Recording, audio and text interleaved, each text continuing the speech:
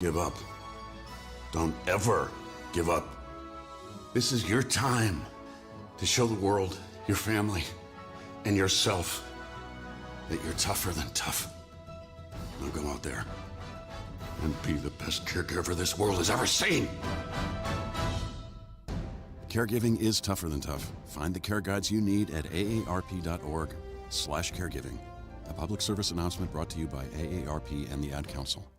OnsideRadio.com knows gamers need a home. Can you dig it? That's why for the next 60 seconds, Can you count, suckers? here's your Onside Radio E-Report with Toast. Congratulations to Sony and talent agency Endeavor as they have finalized their purchase of the Evolution Championship Series. EVO, as it is known, is one of the longest-running esports tournaments and focuses on fighting games like Street Fighter and Mortal Kombat. Many fans were concerned about the sale to Sony, fearing that future tournaments like this year's would become PlayStation exclusive. That has been debunked as they announced that tournaments will remain open to all platforms. After being canceled last year due to COVID-19, EVO 2021 will be held virtually this August. Happy gaming. Stay in touch in the world of gaming with the Onside Radio E-Report. Now streaming online. Onside Radio, the only choice for the South Florida sports fan. Time to get in the zone. The Onside Zone. And look, man, I don't care if you're my wife. If I don't agree with you, I'm going to say it. You know what I mean? The Onside Zone. He's a liar. And there's nothing new about that. He's full of crap. If you're believing that, I got a bridge in the Keys. It's the one on the right side.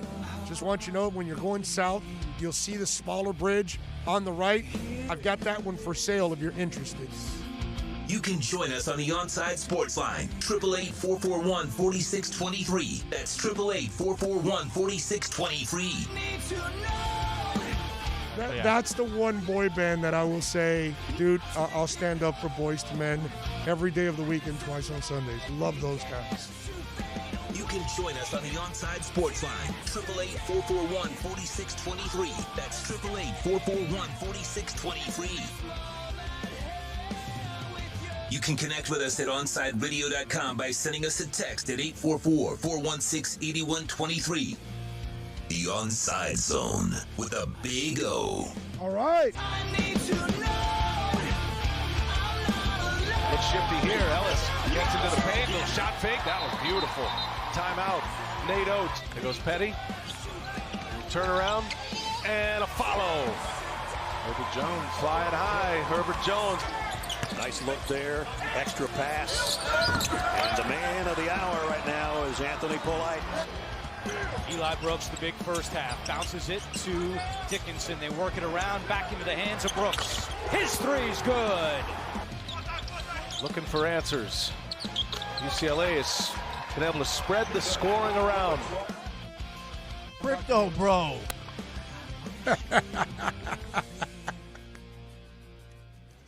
All righty, welcome aboard. Good afternoon, boys and girls. Time to rock and roll for the next 3 hours. That's what we do on this show, baby. Plenty of guests today, plenty of fun today on the show, as always. I see Antonio says, Big O, Mel Kiper said today on ESPN that Carolina, Detroit, Atlanta want to trade up. Dolphins pick to get a QB. My question, if the Dolphins, who trades, do Pitts or Womble? Big O? What's Womble? I think he means Waddle. Oh, Waddle. Oh, okay, Waddle. No, I'd take Pitts over Waddle. Pitts is the ultimate mismatch in this draft. So it's and for those of you that don't know, the picks, he got Jalen Waddle at number 8 from Alabama, and he put also Jalen Phillips to Miami at number 18. There, that's pretty obvious, but I couldn't disagree more with those picks. Something tells me they're not picking Jalen Phillips with the 18th pick, but that's just me. I got to tell you something. The UM defensive ends didn't do it long enough for me to be comfortable taking them that early in the draft. Second, third rounds, I would take a chance on those guys. First round, I would not. Not enough track record to know if it's something that they can maintain and do all year long. And listen, you also played in the ACC, which isn't necessarily loaded with world beaters too. So it's not necessarily the toughest conference out there. You know what I'm saying? So I like those players, but not for Miami's picks in the first round. I would not want to take that chance. If they do, well, then they must be convinced that they're going to be players. But I personally wouldn't take Rousseau or Phillips with either pick in the first round by the Miami Dolphins. That's just me. I'm not the guy that, again, it's kind of what I told Kai before. I don't get into the homerism one way or the other way. Okay? Just because he's a UMer, oh no, you got to draft all these UMers, every one of them, because not every one of them translates. Okay? Just because a lot have in the past doesn't mean that presently all of them are translating lately. You know what I'm saying? So I would not. And then on the flip side, we were talking about the Pitts thing. If you're a UM/Dolphins fan and you're airing any kind of negativity towards Pitts because he's a Gator, you're an idiot. That's all. I mean, if you're a Dolphins player / Canes fan and you're like, oh, no, I don't want a Gator on my Dolphins team because I'm a Canes fan. Boy, that is some really stupid, ignorant crap. And we have idiots like that. We have fools that think like that. I don't care where you played, bro. You're putting on the aqua and orange. That's all I care about, man. Okay? I got nothing against Louis Oliver. I got nothing against Nat Moore. I love both guys. Both former Dolphins. Guess where they played? Florida. Okay? Pouncey, right? Didn't Pouncey play at Florida? He did. Okay. He was good for the Dolphins for several years. Who cares, dude? You know what I mean? Because I'm sure some of you have a friend or something that you bring up a Gator player in the draft and they're kind of like, Hey, listen, you want to bring up something about the Gators? You watch the kid from the basketball team, how he acted after and TikToking and all that stuff? I mean, now, you want to tell me that university has a tendency of having knuckleheads in their athletic department? I'm with you. 100%. Right? Florida State, and Miami, I don't think anybody produces more knuckleheads than Florida. Okay, let's do that. But as long as the player that we're talking about, Kadarius Toney or Pitts, I'm taking those guys. I got no problem. I want them on my team, man. They're going to make the Dolphins. All I want to see is, listen, I'm 54, okay? And it is March 23rd right now. Let's see, April, May, June, July, August, September. Basically in 6 months, because I don't count October because my birthday is on October 1st. In 6 months, I'll be 55 years old, okay? During the next football season. I need, before I check out this place, and I'm hoping it's several years from now, but whatever, whenever I do check out, I'm hoping that I got to enjoy one more Dolphins Super Bowl. Okay? I was around for the first two, but I was so young. I think I was 7 and 8 years old, the 2 years that they won, that I was not high-fiving, I was giving fives to my dad. Because in those days it was just fives. There was no high five. That wasn't invented in those days. So, because I remember we used to score a touchdown and my dad would go, give me five. Because that was like the thing, 40-something years ago. So, I just want to celebrate one more title, man. That's it. Just one. I'm not asking for 3, 4, 5, 7. You want to give it to me? That's great. But I just need one more Dolphins title before I check out. Okay? I get that. All right? Life is, pretty close to complete. We're good. Sports-wise, can't complain. Just need that one more. And I don't care if the player that gets the MVP plays for the Gators or the Seminoles or Notre Dame, okay? Like I told Kai, I don't care if the guy played for the Gators and Notre Dame, two of the schools that I hate the most. And to this day, I love Sean Wooden, former Notre Damer, the former Miami Dolphin safety, great, one of the best human beings you'll ever meet on the planet. Who gives a rat's ass where you come from, man? Once you put on the aqua and orange, that's all I care about, man. You're playing for our Dolphins. You're fighting for our Dolphins, and you know what? I'm rooting for you, and that's it. So we got to get, sometimes the silliness gets to an extreme that's just absolutely ridiculous. So we got a loaded show for you today. David Dwork's going to stop by at 2 o'clock to talk a little Okie. We'll get Josh Tolentino at 1:34 to talk a little Miami Dolphins. Ian Cummings from Pro Football Network Draft will join us to talk a little NFL Draft here in hour number 1 at the bottom of the hour. So we got an absolutely loaded show for you.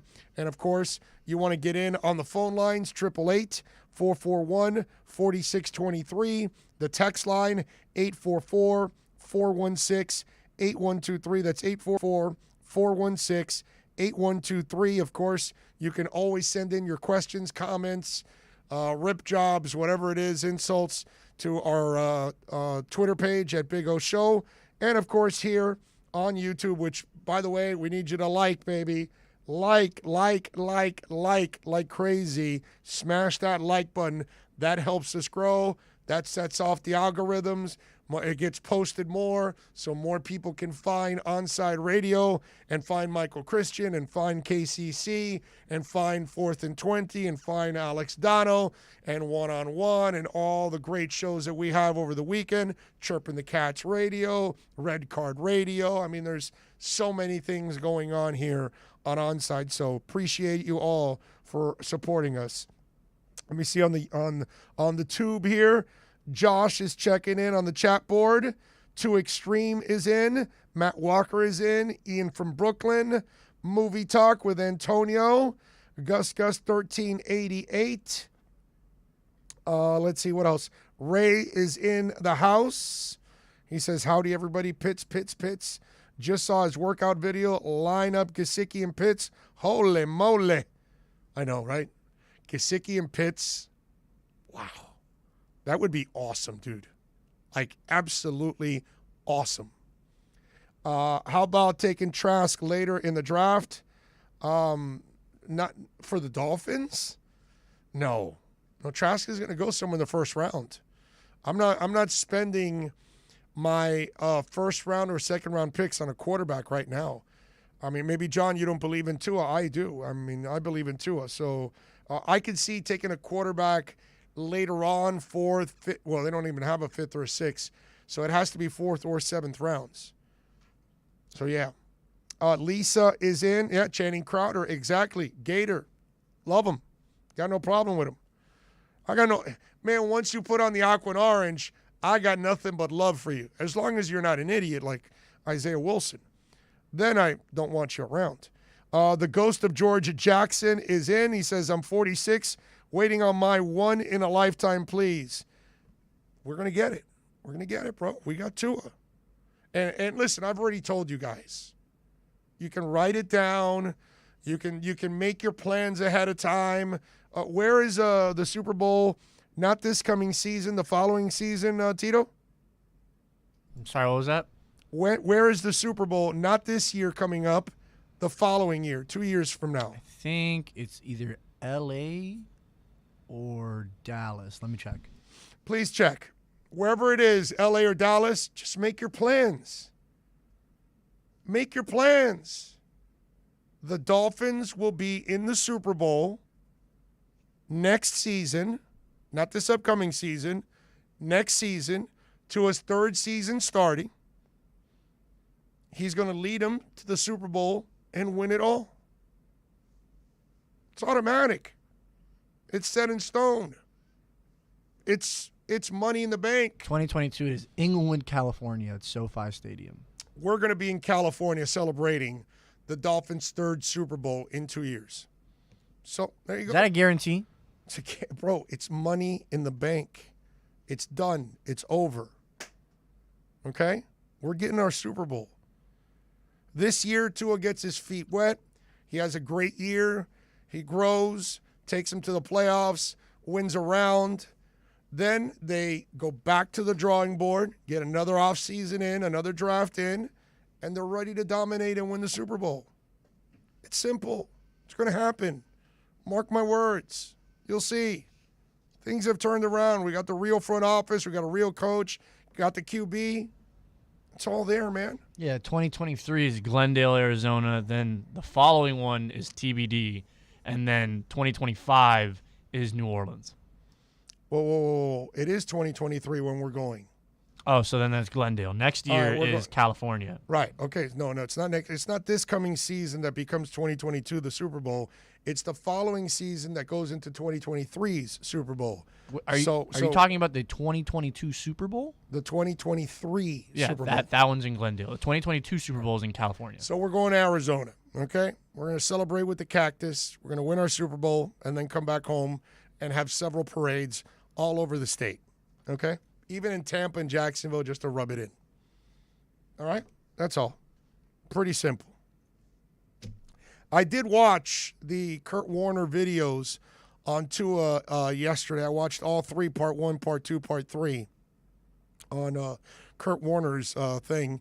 And I'm going to talk a little bit about it on the other side and tell you what I liked and I didn't like and all that good stuff. Who else? John Rouse is in the house. Rosendo is in. He goes, I'm not a Florida Gator fan, but Trask looked pretty good. Pitts and Giuseppe together, or Gisecki, I think is what you mean, Giuseppe, compliment each other. Unstoppable. I agree. It would be great. Rosendo's in, says, good morning, folks. I agree. Pitts and Gesicki on one side, Fuller and Parker on the other side. Watch out. Andy Cornell is in. Andy from Scotland is in. Thank you, Andy. Appreciate you. He wants Harris and Pitts. George Jacomi says, Big O, what's up with the new linebacker just picked up? Let's find out when he starts to play. The Houston kid? We'll see. We'll see. You know what I mean? Looks like a solid player, but I don't know if he's a starter or rotational guy. We'll find out. Let's give him a chance to get into the system, and then we'll find out a little bit more. Let's see. What else do we have? Ender Fireplays YT is in. He wants a running back with the 18th pick. Sage McKinley says, good morning, Big O. We hate to lose him here in Toronto, but what are your thoughts if the Heat acquire Lowry? And Troy Ortiz says, afternoon. Oh, thank you. I got to address the Lowry situation, too. Let's do this. When I come back, I'll tell you why the Heat need or they don't need to make the move for Lowry. I also want to go over Kurt Warner's comments on Tua and how he broke down a lot of Tua's film, and he did a great job of it. And I think you should check it out, all 3 parts of it. Go to YouTube and just put Kurt Warner Tua, and it'll come up, okay, on YouTube. And you can watch all 3 parts. I'm going to talk a little bit about the stuff that Kurt had to say and his thoughts on it. I do want to remind you folks that Heat and NBA fans can catch Ira Winderman here exclusively at OnsideRadio.com with our accurate Pembroke Pines Miami Heat reports. Catch Ira throughout the week at OnsideRadio.com. And when news breaks, basketball fans know Onside Radio is the place you get the insight you need. We'll be right back to the Big O Show. You can join us on the Onside Sports Line, 888-441-4623. That's 888-441-4623. I'm Ryan Seacrest. First responders are people who stand for a greater purpose. They will be there for you when nobody else is, to help you, your family, your community. This is their selfless promise. This is their sworn duty, to protect, to serve, to help. They put themselves in harm's way for us. They come to the rescue at times when we need them most. First responders are making enormous personal sacrifices to keep showing up for us and fighting the good fight. Nearly 70% of all firefighters are volunteers. That means when they get injured or quarantined, they may not have a way to pay their rent or keep their family safe and fed. No matter who you are or where you live, when you call 911 and ask for help, first responders show up. Now, let's show up for the people who show up for us every day and every night. Go to firstrcf.org and make a difference today. At Baptist Health, we are ready to serve, to treat, to safely proceed with your procedure. We're ready for ER visits and office visits with skilled surgeons, advanced medicine, and multidisciplinary teams. We're ready for new arrivals and new recoveries. We are ready. We're ready to diagnose, treat, and manage anything that comes our way with exceptional care and comfort. With the same preparedness and compassion you've come to expect from Baptist Health. And we are ready. We're ready. We're ready to care for you. Take Onside Radio everywhere you go with the MyTuner Radio app. Download the free app and listen to your favorite OnsideRadio.com host. Go to your app store, download MyTuner Radio, and search Onside Radio, South Florida's sports station.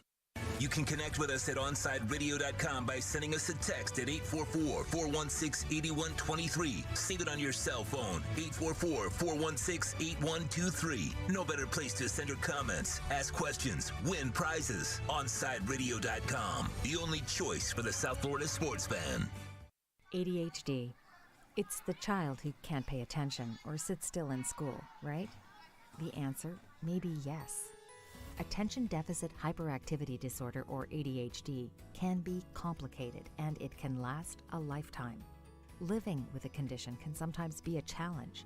It may take years to accept a formal diagnosis, and it's not always easy to find the right treatment plan. Did you know that up to 75% of children and adolescents with ADHD have at least one additional mental health condition that also requires a comprehensive approach to treatment? ADHD guidelines were recently updated to reflect the need to screen for associated disorders.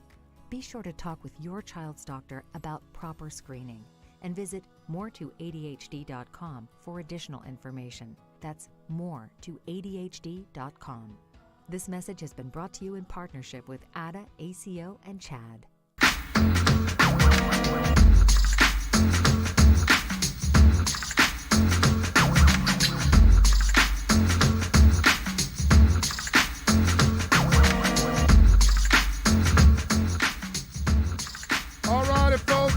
We take you, of course, till 3 o'clock. My man, Alex Donna, will take over then. If you want to get in, it's simple, 888-441-4623. That's 888-441-4623. You can also reach out to us on the text line, 844-416-8123. That's 844-416-8123. Many ways to reach out to us. Remember, you can also reach out to us on Twitter. That's at Big O Show. And you always can come on the YouTube page, search for Onside Radio, and watch the show. You can watch the show, and you can always comment on anything going on our program there and ask questions. And sometimes we get to the questions, and we can answer your questions here on the program. So many ways to participate. We got Tito Benash driving the program here. Now, I told you I want to talk about a couple things, okay? First of all, I watched the videos of Kurt Warner yesterday, and he was breaking down Tua's rookie season. And one of the things that, and I got to say, I thought Kurt did an awesome job of showing all different angles of the decisions that he was making, good and bad. Now, the good thing about it is there weren't a lot of bad decisions. And that's where I think some of us, we kind of lose sight when we talk about Tua. I think some of us don't realize actually how good of a season he had. And if you watch that film, I walked away from it from watching the 3 parts, even happier about Tua because at such a young age and being a rookie, he was so disciplined at making sure he took care of the football. And I don't know how much I got to repeat it, tell people, just, tell you, scream from the top of every mountain possible, or in this case here in South Florida, mountains of garbage possible, because those are our tallest mountains here, that when you're playing as a rookie, it's so hard to play quarterback as a rookie. It's even harder when your weapons are limited and you're coming back from a hip injury. And the fact that he was also willing to take care of the football throughout the year, which is something that rookies normally don't do. It's not that they're trying to turn it over, it's that they're usually forcing things. Now, when you watch the film, there's instances where Kurt shows you that he could have gone for a bigger play and chose a more conservative play. But he still made the play. He still kept the ball moving and the chains moving. Now, Kurt was right that in this league, you're going to have to take more of those chances. Here's the one thing that I want to remind all of you. And again, here's a young man coming back from a hip injury that he had to figure out and rehab all offseason. And then he's got to figure out a league. And he's got to decipher defenses that he's never seen before in his life. But if you watch the film with Kurt, you see that he deciphers all those defenses and the different blitzes right away. Which I don't think people really are giving him enough credit for that. Because there's a lot of quarterbacks that spend the first year or two trying to figure out blitzes and where they're supposed to go. He immediately knows where he has to go when he sees the blitzer coming. He knows where the open zone is. He knows the options he has. Now, there were a couple times where he had a chance for a bigger play and chose a lesser play. There were times where a play was there and he was just a millisecond late. But one of the things, again, that I want to remind you is here's a guy that this year, athletically, will be much better than he was last year. Here's a guy that his hip will be much stronger than it was last year. Here's a guy that is going to have better reflexes this year than he did last year because his body's fully rehabbed, and now he can actually build up his body instead of just rehabbing his body. So whether it's quick twitch moves to make a quick decision, turn one way or the other way, he's going to be able to do that. When it comes to his mind, he's going to remember all the things he saw this year and now will add to all of that. I thought when you watch those 3 videos, I thought Kurt Warner was extremely fair. I thought he was really honest, which he normally is because he's just that kind of dude. And I thought he broke it down perfectly. But I think every Dolphin should watch those videos. Because, and you know which Dolphins should watch the videos? The ones that don't believe in Tua. Because when you sit back and you start to, kind of take inventory and say, okay, so this is a rookie coming back from a hip injury with not great talent around him, and he's doing this. So I can imagine with experience, a repaired hip, a built-up body, and better weapons, holy crap, he might just be a stud. And to me, that's what I walked away from that video. After watching that 3 parts, and it's not long, it's like 11, 10, 9 minutes, I think, or 2 11s and a 9 or something. In 30 minutes, you'll watch all 3. It's not the end of the world, please. You have the time. But it's very enlightening. And I would actually show it to a friend of yours that doesn't believe in Tua.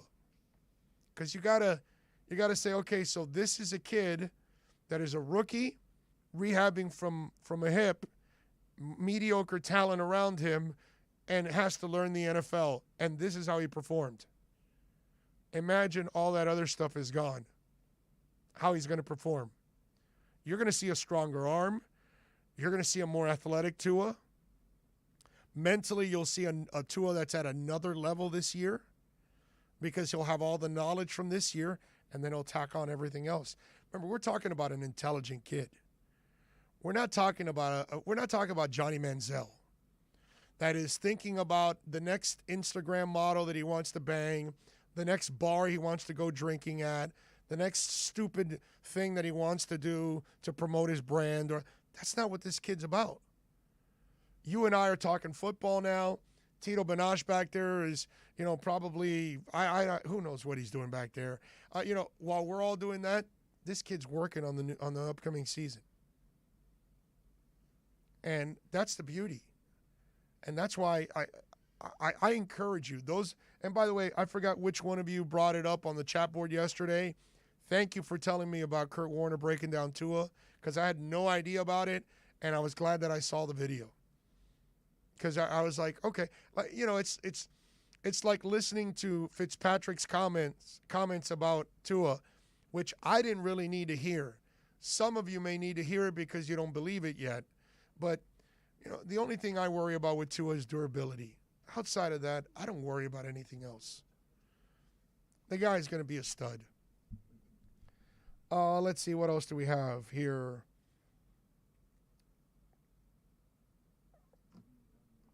The name the top 5 douchebag a-hole finned from the past. I'll start. Brock Marion, Gase, Theismann. Lisa says, I was only 9 in 71-72. I need one more too, please. I'm with you, Lisa. We didn't really get to enjoy it. Because at our age, we just don't appreciate it like we would now. And especially after all these decades of some suffering, because the last 2 decades has been suffering. I'm never going to call the Marino years suffering, because we had a lot of good times. Didn't win a championship, I get it, but that was a lot of fun to watch, man. I really enjoyed the Marino years. I wish it would have ended with a title. But, yeah, I definitely love it. Only 5 interceptions in 9 games. Matt, it's just, it's this microwave society. And people want an instant quarterback done. You know what I mean? And that's just not the way it goes. Let's see. Big O, your thoughts on the hell of a teammate Najee Harris to his squad and support that he gave them. Oh, yeah, he's out at the pro days. He went to the Senior Bowl. Najee Harris loves football. And so whoever drafts him is going to get a great football player, but is also going to get a great football player that loves football. And that's really important, that you love what you do, because that gives you a chance at putting forth the best effort every day, at appreciating what you do, and you're going to do your best because you love what you do. How many people do what they love? Most people, I would say 95% of the country, goes to work to a job they probably dislike, but it's a check they desperately need. So, yeah, I'm with you there. Francisco Rivero, I love Tua, just needs to see less of check down Charlie this season. Well, Francisco, give him real weapons, and maybe you can go deep. You get some separation, go watch the video. When he had guys that gave him separation, he threw the ball. But the guys that didn't get separation, he was going to go somewhere else.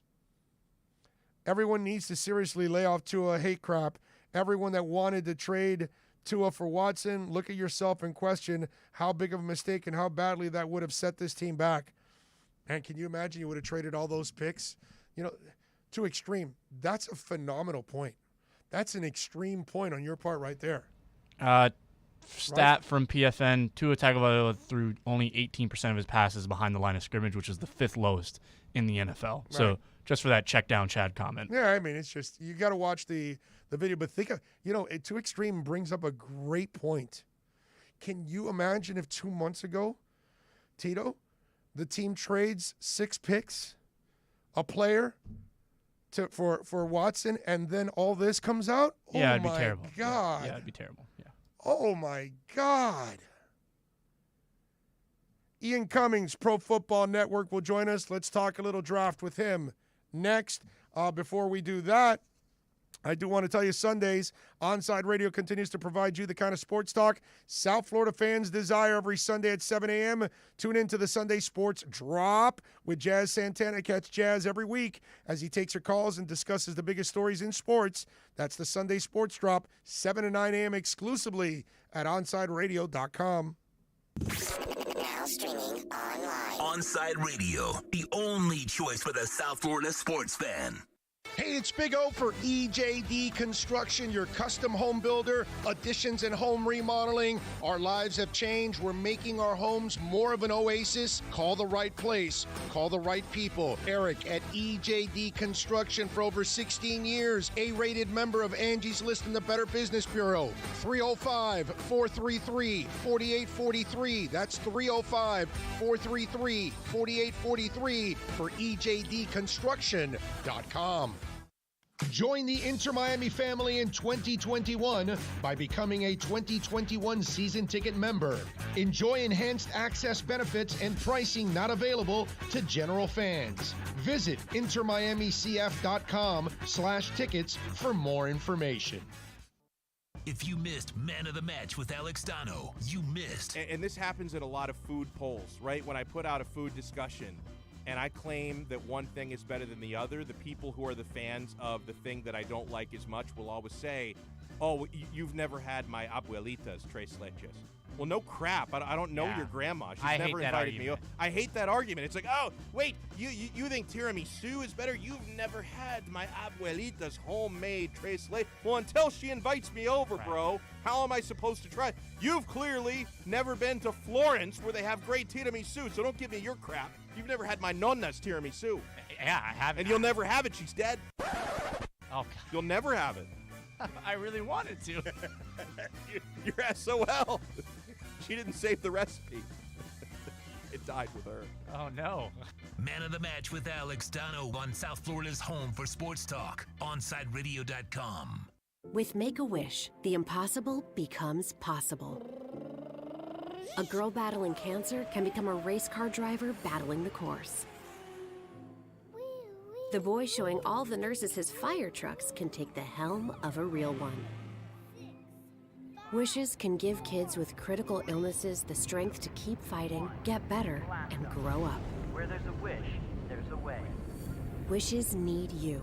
Visit Make-A-Wish at wish.org. Saturday mornings, 9 a.m., Sean Stanley hosts the Square Circle Digest. But to be the man, you gotta beat the man. And I'm saying, woo, right here. I'm the man. Now, wrestling fans have a place to call home as Sean covers the very colorful world of wrestling. Tune in every Saturday from 9 to 10 a.m. on the home for sports fans worldwide, OnsideRadio.com. Onside Radio continues to grow. To make your life easier, you can now find your favorite sports station by downloading the MyTuner Radio app and listen to your favorite OnsideRadio.com host or catch a great Inter Miami CF match. Go to your app store, download MyTuner Radio, and search Onside Radio, the home for the South Florida sports fan. Hello, Inter Miami CF fans. Download the Drink AR app and play inside a first-of-its-kind virtual soccer stadium, hosted by Bodega Trevento and Inter Miami CF, and celebrate your passion for soccer from the comfort of your own home. Find the download links on our Instagram account at Treventus and get our wines delivered straight to your home with a discount for all Inter Miami CF fans. Discover Trevento, a shared passion. Keeping you informed in the world of sports.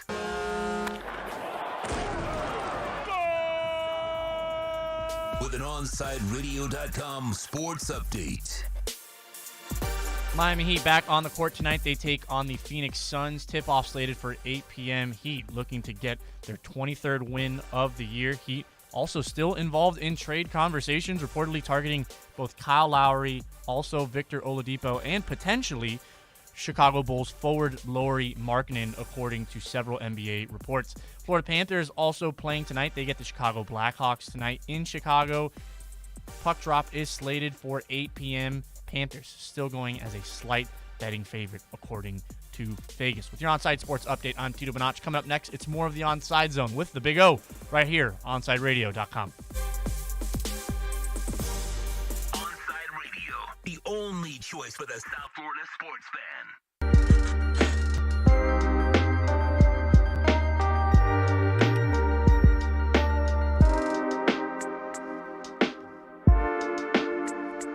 Time to talk a little NFL draft here on the Onside Zone. Ian Cummings is kind enough to join us now from the Pro Football Network and Fansided. You can also follow him on Twitter at Ian_Cummings9. Ian, good afternoon, my friend. Thank you for taking some time. How you doing?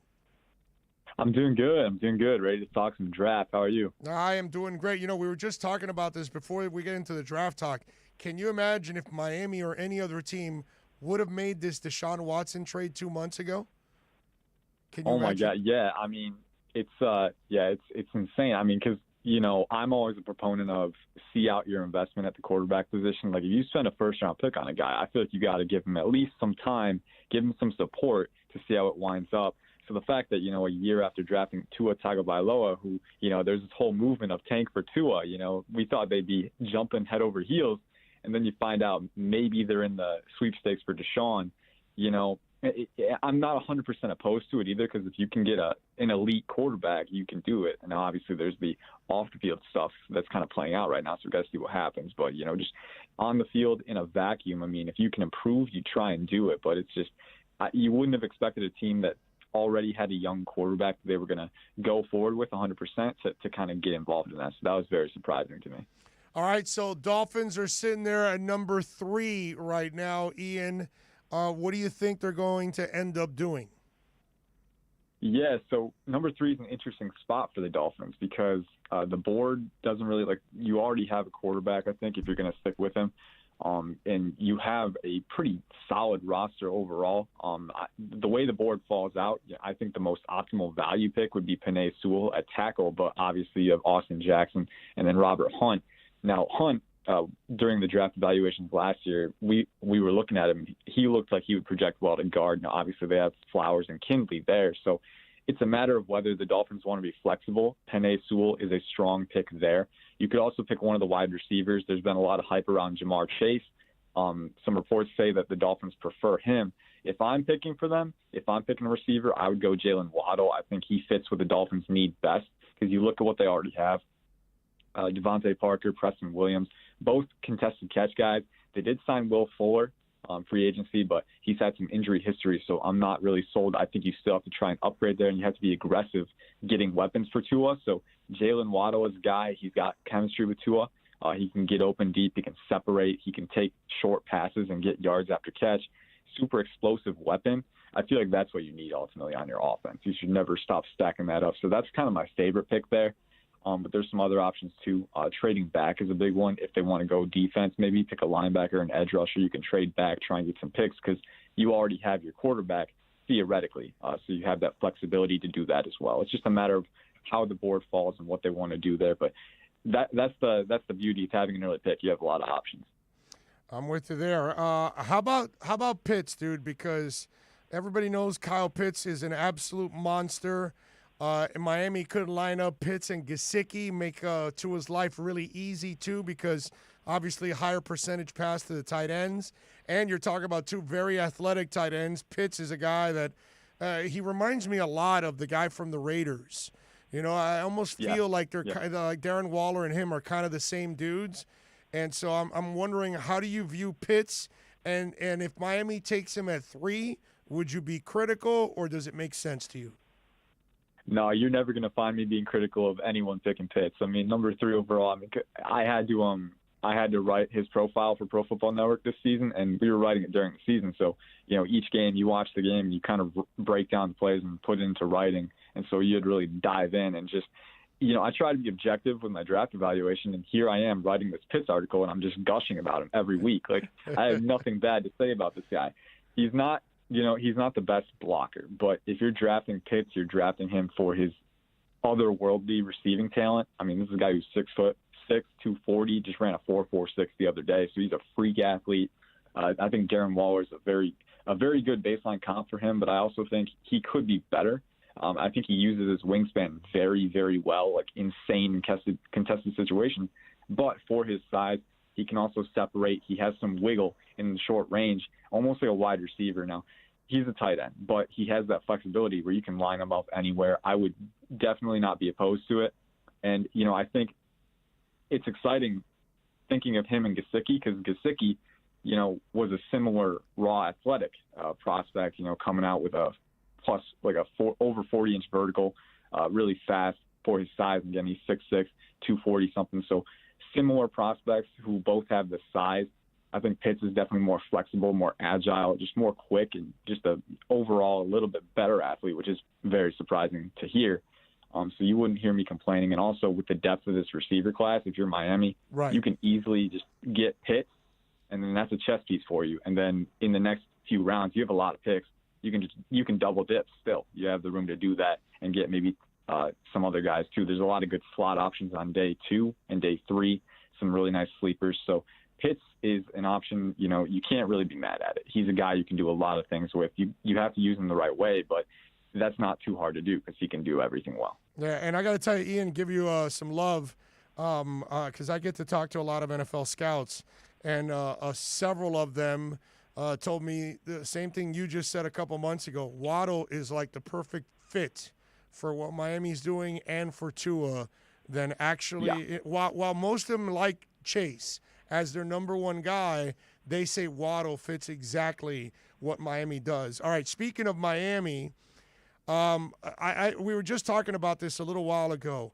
While I like Greg Rousseau, and he didn't play last year, and I like Jalen Phillips, both guys that played here in our backyard, I'm sorry, I would not take them that early in the first round. There's not enough of a track record for me to feel comfortable taking a guy. And I know they're going to go somewhere in the top 20 of the first round. At least Rousseau is. Phillips will be just right there or just outside. Where do you stand with those guys? Because when there isn't a lot of game film and there isn't a lot of history, are you comfortable with that? Yeah, so those are two really interesting prospects, really two interesting case studies, because Rousseau obviously exploded on the stat sheet in 2019, then opted out. And, on the stat sheet, you can look at his stats and say, wow, this guy's a monster. Looking at the tape, though, he's listed as an edge rusher, okay? But I don't see the trademark flexibility, the trademark speed around the edge that I would like to see from a guy. Now, he's huge. He's like 6'6", 260, and he's got just insane levers for arms, just insane length. So I think if it's me, I think Rousseau almost projects better as a defensive end who can kind of shade inside as well into that 3-tech role, because a lot of his better rushing reps were on the interior where he could just drive forward with his length and pry guys open. So I'm not sure if he's exactly what the Miami Dolphins need if you're looking at him, because they already have some guys in that role, in that, hybrid interior role, like Zach Sealer, Adam Butler they just signed, who I think projects well there on the interior. And then also Emmanuel Ogbah. I mean, he's more of an edge rusher, but he can shade inside too. He has enough size to do that. So if I'm Miami, if I'm looking at Rousseau, I don't really think that's where I would go. Jalen Phillips, I think, is more athletic overall. In terms of the edge rusher profile, I think he has better explosiveness, better bend. The question with Phillips is, and he's also 6'5", 250, so really good size too. The question with Phillips is, he's got the athleticism, he has enough refinement where he can make an immediate impact, but the injury history is a concern. All so right. I'm not sure if I would pick him that early. Okay, all right. So you're kind of with me on that one. All right. Linebacker. If you're Miami, are you more of a Micah Parsons guy or a Zaven Collins guy? I was thinking about it before the call. I like them both, honestly. I think Miami, I think that's exactly what you need at linebacker if you're Miami, is a guy who, can fill that inside linebacker role but also rush the edge. Because, again, that's something that they don't really have, is that natural, organic edge rushing presence. So I think, Micah Parsons literally was an edge rusher in high school. So he has that explosiveness. He has that experience. could be very good there. And he also has the upside to be a very good off-ball linebacker. If you want a guy with a higher floor immediately out of the gate, Zaven Collins, I think, fulfills the same role. 6'4", 260. I think he has enough athleticism to get by there. But he's also just incredibly smart and instinctive, too, and very, very physical at the contact point. And he can rush the edge, too. He has the size to do it. He has enough athleticism to do it.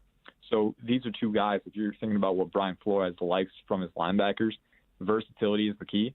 And I think that both of those guys fit that mold. It's just a matter of what would you rather have, immediate dividends or long-term potential. And also, I think, you have to bring character into the equation too with Flores. And I'm not sure Micah Parsons passes the character test. Now, obviously, I don't have the on-the-ground, standpoint with these guys. I can't see it, but there have been reports about his character kind of questioning it. Zaven Collins, meanwhile, everything you hear about him is that he's incredibly smart, instinctive, a student of the game to go along with his physical traits. So I would lean Collins here, but if you interview Parsons, pre-draft and everything checks out, he has the physical skill set to be a very good fit as well. I'm with you. I'm a Collins guy slightly over Micah there. All right, so there's this groundswell of Dolphin fans that they're dying to solve that running back position. And in a way, the way the Dolphins have kind of approached the running back position in the offseason, it kind of looks like they're going to add somebody in the draft because I like the group they have, but I like them all as number 2s and number 3s behind a legitimate number 1. So the Najee Harris thing has been obviously the talk of Dolphin Nation, and Dolphin Nation wants to spend the 18th pick on Najee Harris. You know where the Dolphins stand. They got 3, they got 18, they got 36, they got 50. 3 might turn into more picks, who knows, and that might create more options. But if you're looking at the running back position and you're looking at value and you're looking at where you're going to take a guy, whether it's Najee Harris or somebody else, talk to us about the running back position. How would you approach it if you're the Dolphins with that many picks? Yeah, so obviously you don't want to consider running back before 18. You don't, number 3, no, just we can stop right there. We don't need to talk about that. 18 is where it starts. And the only running back I would consider picking here, now I'm against it in round 1 altogether. I'll get to that. But the only running back I would consider here is Najee Harris. And that's because, in my opinion, he's my RB1. He's a very good prospect. He's big. He's athletic. But also an underrated part of his game that people really need to talk about more. And people do talk about it, but you can't talk about it enough, is how polished and natural he is as a receiver. And with Tua Tagovailoa, if you want to make the job easier for him, have an extra safety blanket coming out of the backfield who can get those short catches and extend them. That's a very valuable thing. But then on top of that, Harris also has the vision, the physicality, the burst to be a very good runner who makes the job easier for the offensive line. So I think he's a more complete back than Travis Etienne. So he's the only one I would consider there at 18. But even there, looking at the Dolphins, like you said, you got 36, you got 50. And running backs just in general are not really positions you want to take in the first round very often. I mean, looking at the track record, yeah, sure, there's talented guys that come out, but time and time again, you see these teams who often regret passing up more important positions for running backs. So if you're Miami, I think they have a decent baseline roster all across the board. Like you need to add a receiver, linebacker, edge, but you have some stability basically almost everywhere, so you have that flexibility again. But you should never settle at those important positions. So I think if you can upgrade there, it's worth pushing back running back. And then in round 2 at 36 and 50, you can get a guy like Javonte Williams from North Carolina, who I really like. He shows a lot of promise on tape. Not quite the natural receiver that Najee is, but I still think he has potential there. He has enough athleticism, and he's just a bruiser. I mean, you look at this guy, he can carry defenders on his back for 20 yards, and he's got very good contact balance, which is a fundamental trait for running backs. And then you could even get someone else like Kenneth Gainwell as one, and if you want to go even later, Trey Sermon, Ramondre Stevenson, Khalil Herbert. There are a lot of options, and Eric Stoodsville has a good track record when it comes to developing running backs. So I don't want to say that you should pigeonhole yourself in day 1 or day 2. I think you can be flexible again because it's a fairly dependent position. But if you want to pick Javonte Williams on day 2, personally for me, I think that's the best value equation. I wouldn't be opposed to picking Najee Harris in round 1, but personally, I don't think that's the optimal value for a round 1 pick. You just don't want to use it on running backs. All right, so let's say they don't take Penei Sewell at 3, but yet they're still interested in a right tackle because Hunt may be naturally more of a guard. And you want to get a pure right tackle, and I think you got to get a pretty athletic one because it is Tua's blind side, obviously. So if you passed up on Penei, talk to me about Slater and Darashaw and Mayfield and all these other guys, Jenkins and all that. What are the guys you like, and where would they go at 18 or 36 or 50 or even all the way to 81? What guys do you like at right tackle for the Dolphins? Yeah, so there's no one else I would pick at 3. If you don't pick Sewell, I would try and trade back. Or if you can pick a receiver like Waddle and just wait until 18, do that too. At 18, there are a few guys I like. Darrisaw is one. If he makes it there, I'm not sure he makes it there. We'll see what happens at his pro day. But I expect him to test well, and if he does, then his tape speaks for itself. He's a very good player. Texas Samuel Cosmi is one that I really like. Very athletic player who's also got good power. A little bit, he needs a little more refinement, but you look at his punches, he carries a lot of force with him, and he has the athleticism to mirror guys on the edge. So that's a guy, personally, I think I have him as my OT4, OT3, OT4. He's right there with Rashawn Slater. Slater's another guy. He offers more versatility. He swims across the field. He's incredibly athletic too. And he measured in bigger than expected at his pro day. So size is not as much of a concern. He doesn't have the length that Cosmi has, but both guys I think are safe investments to make there. If you want to wait even further, a guy you could potentially get at 36, the tackle class is interesting because I don't really know how these guys are going to fall out. You could have some guys who go round 1, or they could fall to the middle of round 2, which in that case, that's optimal for the Dolphins. You can get them with 36. Tevin Jenkins is one. He's a natural right tackle, had really good tape at Oklahoma State this year. He is one of the most, if the word mauler is when you think of for some offensive linemen, I think he's the one who emulates that most in the draft. He seeks out contact at will, very physical, but also a good athlete, super powerful, and he just drives guys in the running game. And then in the passing game, heavy hands. So I think there's a lot of good options for the Dolphins. I wouldn't try and, if you have a chance not to reach, don't reach. Try and get the best value option. So at 18, Darrisaw and Cosmi are good. I could stomach taking Tevin Jenkins there. I would try and trade back a little bit. But the good thing about this tackle class, even after that, you have guys like Alex Leatherwood, who I think could project well.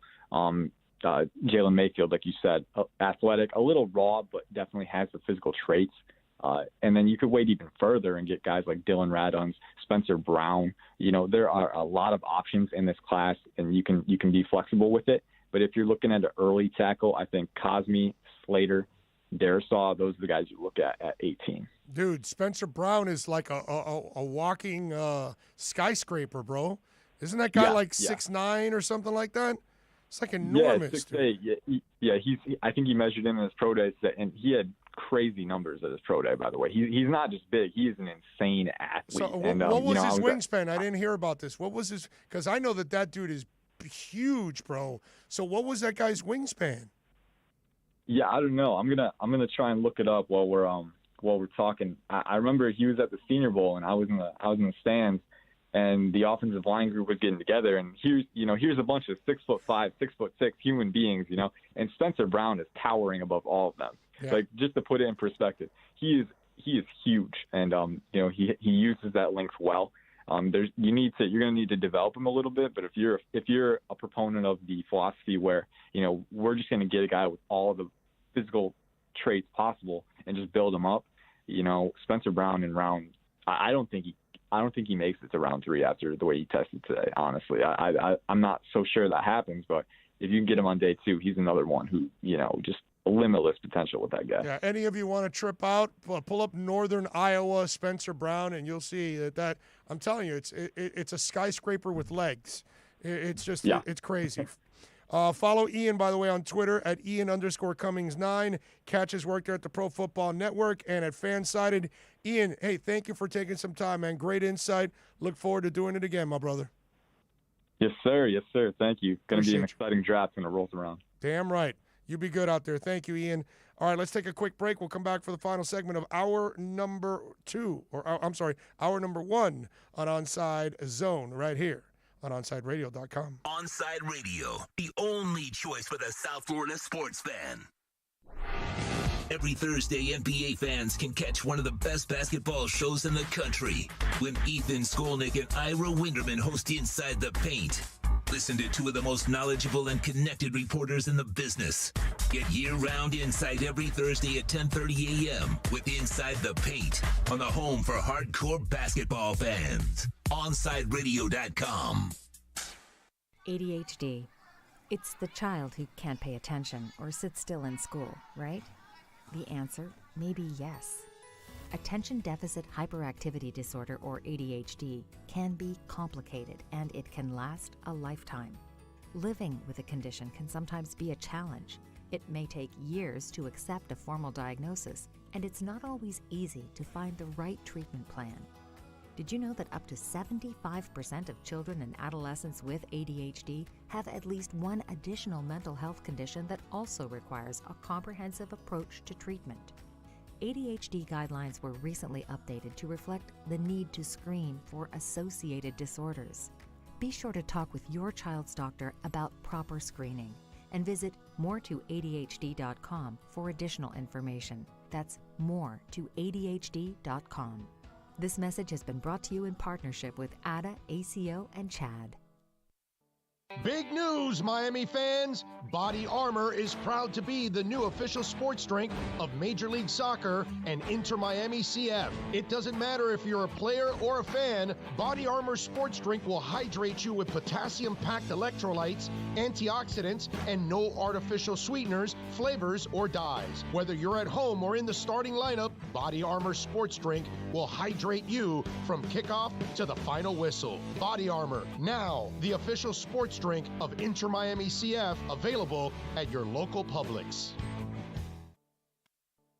Inter Miami CF, your official furniture and mattress store, is here.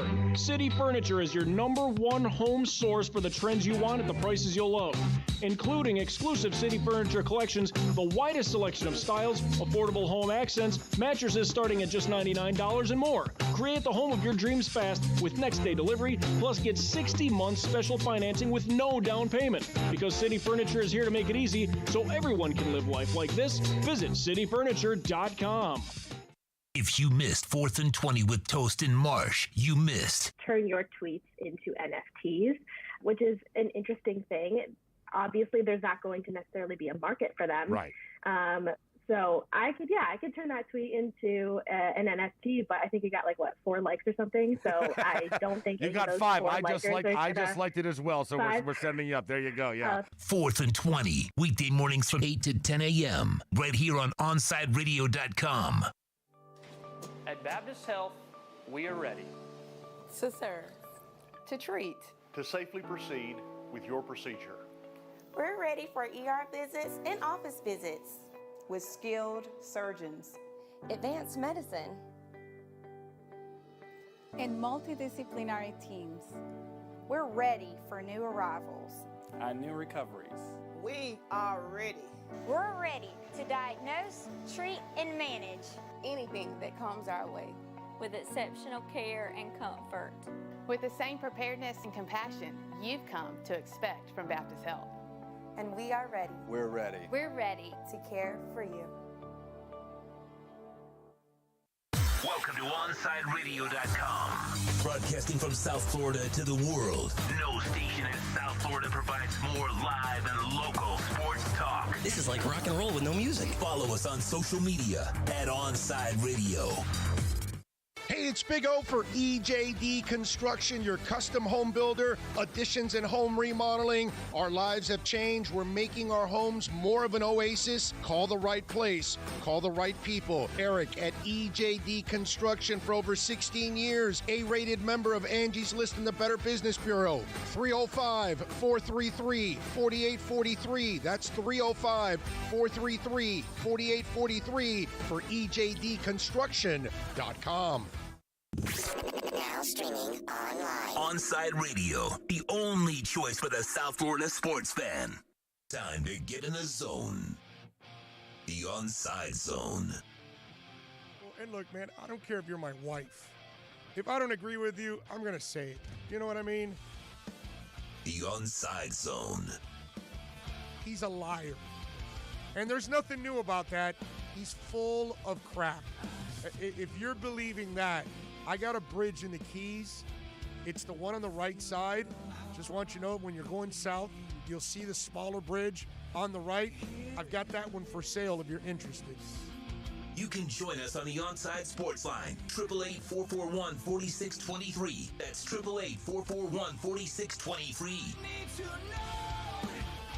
That's the one boy band that I will say, dude, I'll stand up for Boys to Men every day of the week and twice on Sundays. Love those guys. You can join us on the Onside Sports Line, 888-441-4623. That's 888-441-4623. You can connect with us at OnsideRadio.com by sending us a text at 844-416-8123. The Onside Zone with a big O. All right. All right, it's hour number 2. We're ready to rock, baby. Hope you guys are doing well out there. Hope you're feeling good. I'm feeling good. Got that second shot on Sunday and no reactions, so we're set. Wife gets her second shot today. Telling you, those of you that are under 50, I keep telling you, you call your local CVS when it opens. Call the second it opens and put yourself on the waiting list. So for those of you that want to take your shots and you want to get your vaccine as soon as possible, give yourselves a chance. You call your local CVS. You put your name on the list. If they have extra at the end of the day, they'll call you. Obviously they go off the list, and if hopefully you're, closer to the top of the list, they'll call and ask you, can you be here in a couple minutes? And if you can, you get your shot. That's how I got it. That's how the wife got it. You just got to be persistent and call every day, and then finally put yourself on the list if you don't want to wait. Maybe you're a little younger. I mean, for me, I got 5 stents in my heart, so I've been wanting to get this thing for a while. I didn't want to be the first. I'll be honest. I wanted to see a couple million people around the world first get it, and then if there was, everything's good, no reactions, all that, then I'm all in, you know what I mean? I will admit that, but if you get an opportunity, folks, please, please, please, please. We thank Ian Cummings from the Pro Football Network for joining us and talking a little NFL draft there. Had a little fun with him on that. We've got the trading deadline coming up, and I'm looking forward to Ira and Ethan's show on Thursday here on the station, see what they're going to talk about leading up to the trading deadline. And one of the subjects that's out there is Kyle Lowry. And should the Heat be desperately trying to make this move? And here's where I got to tell you guys that I'm not sure if it really is worth it, to be honest with you. I know he's a heck of a player, but it's not going to get you a championship. It's going to take up your cap space. Unless you feel that Bam is going to take that next step to become a superstar, which he hasn't. All-star, yes, not superstar. Or you feel like if you don't have to give up Tyler, if you're convinced that one of your young guys is going to turn out to be super special, okay, then I can understand you making this move. Because you have a guy already from within that it'll get to that point that you can then re-sign him because he's your own. So, you can get away with it. I get it. But adding Kyle Lowry, what does it do for the Miami Heat? It gets you maybe to the point of Eastern Conference finalists, maybe. You're really not beating the Nets. If the Sixers are healthy, I don't know if you'll beat the Sixers or not now. I'm not convinced that you'll beat the Sixers. So then what is the end game? Why pick up a guy that's got a couple of years left in the tank? Maybe you can get 2 years out of him. But if it's going to limit you after that, and you're locked in to Butler and to Kyle Lowry, two older players, I'm not sure that makes a lot of sense. And for what? What are we talking about? An extra round? Are we talking about maybe the Eastern Conference Finals? I mean, I got to be honest, Lowry and DeRozan were known more for coming up short in the playoffs. That's what they were known for in the playoffs. It took Kawhi Leonard to be the guy that really put Toronto on the map and put them over the top. So I like Kyle Lowry. I think he's a heck of a player, but he's an older player at this point in time. I got to know what you're giving up if I'm going to make that move, because I almost feel like if you're giving up too much of the future that is really still unknown. We really don't know how good Tyler Hero can be yet. And it's not fair to measure a child in his second year in the NBA. Okay, because in my eyes, what is he, 20 years old? He's like, baby, dude. It just, you got Wade after 4 years. Was it 4 or 3 at Marquette? I always get that confused. 3, right? It was. That's why I always get it confused, because it really wasn't a full thing. It was 3. And then, obviously, he came to the Heat and started to develop into the star. And he showed you glimpses early on and then became that guy. But you didn't get a seasoned Tyler Hero. You got a guy that played for a year, and a half-ass year as it is in college. I'm not ready to give up on all these guys. I mean, Kendrick Nunn is that kid just, I don't know. It's also kind of young to give up on him, but his shooting is so inconsistent that it drives me crazy. But Duncan has a special, special gift. And you still might be able to develop that into more. So unless you're positive that Precious Achiuwa is not going to turn into something, that Tyler's not going to turn into something special, that Duncan isn't going to become and stay as one of the best three-point shooters in the NBA, then yeah, make the move, I guess. But by making the move, you're also going to be locked down to some serious old salaries that is going to take away your flexibility. Is that what it is? Or should you maybe say, you know what? Let's stay with the youth movement. Let's not be impatient and give up on these young guys.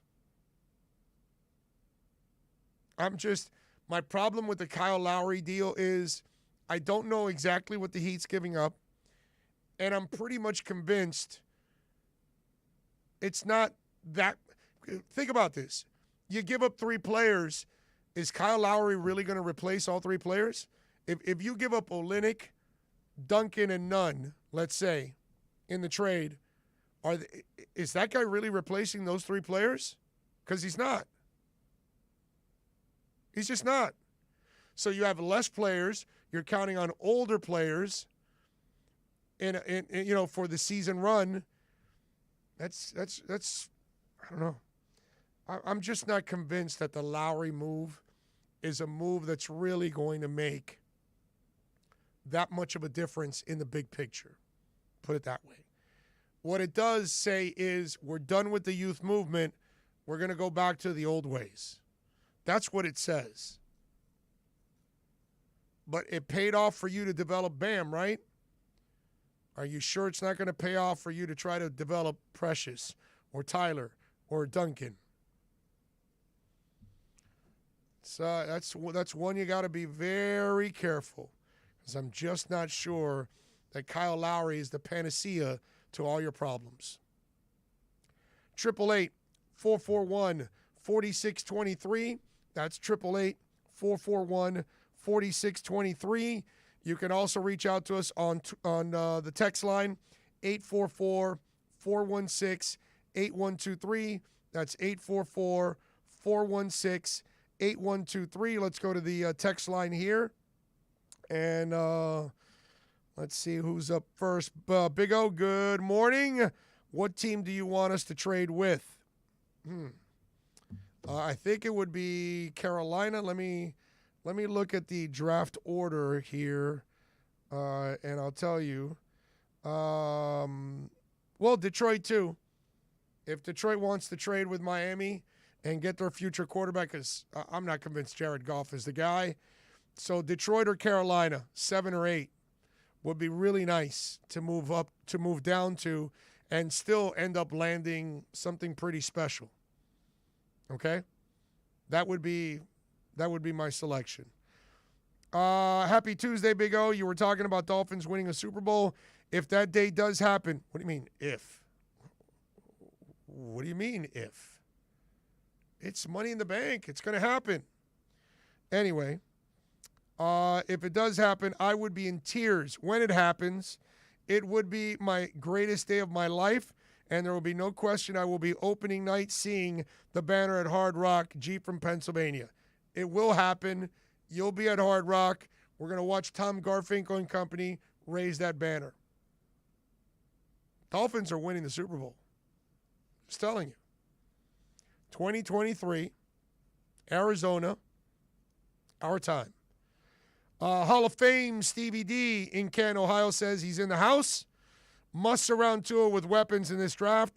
Waddle, Chase, Smith. Just give me one of those three and a running back at 18, and the table will begin to be set on offense.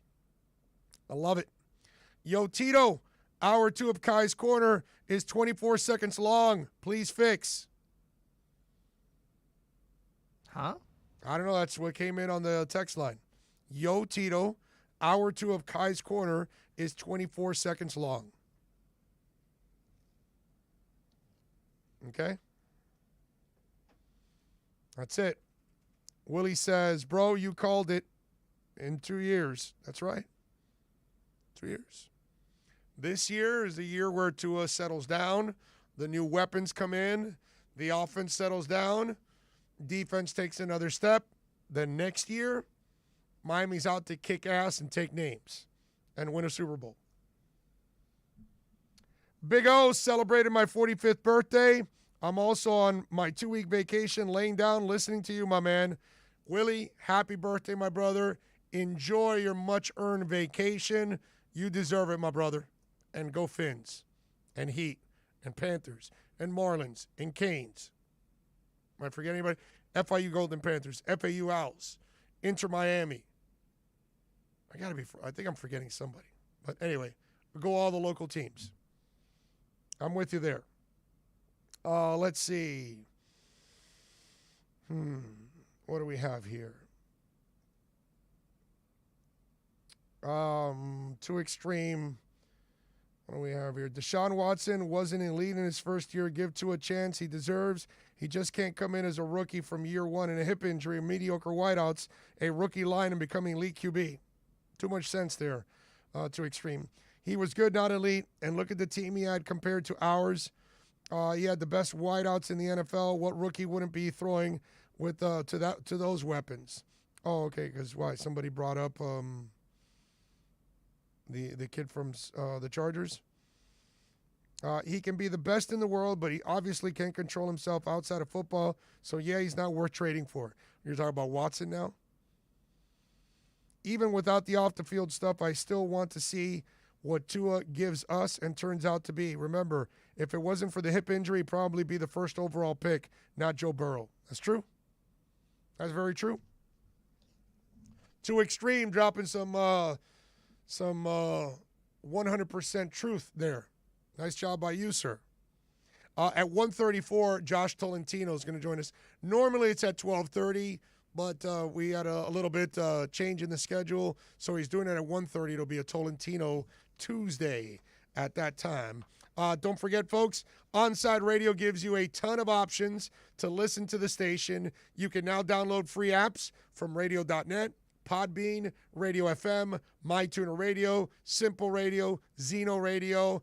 Download any of these free apps and listen to your favorite Onside Radio host.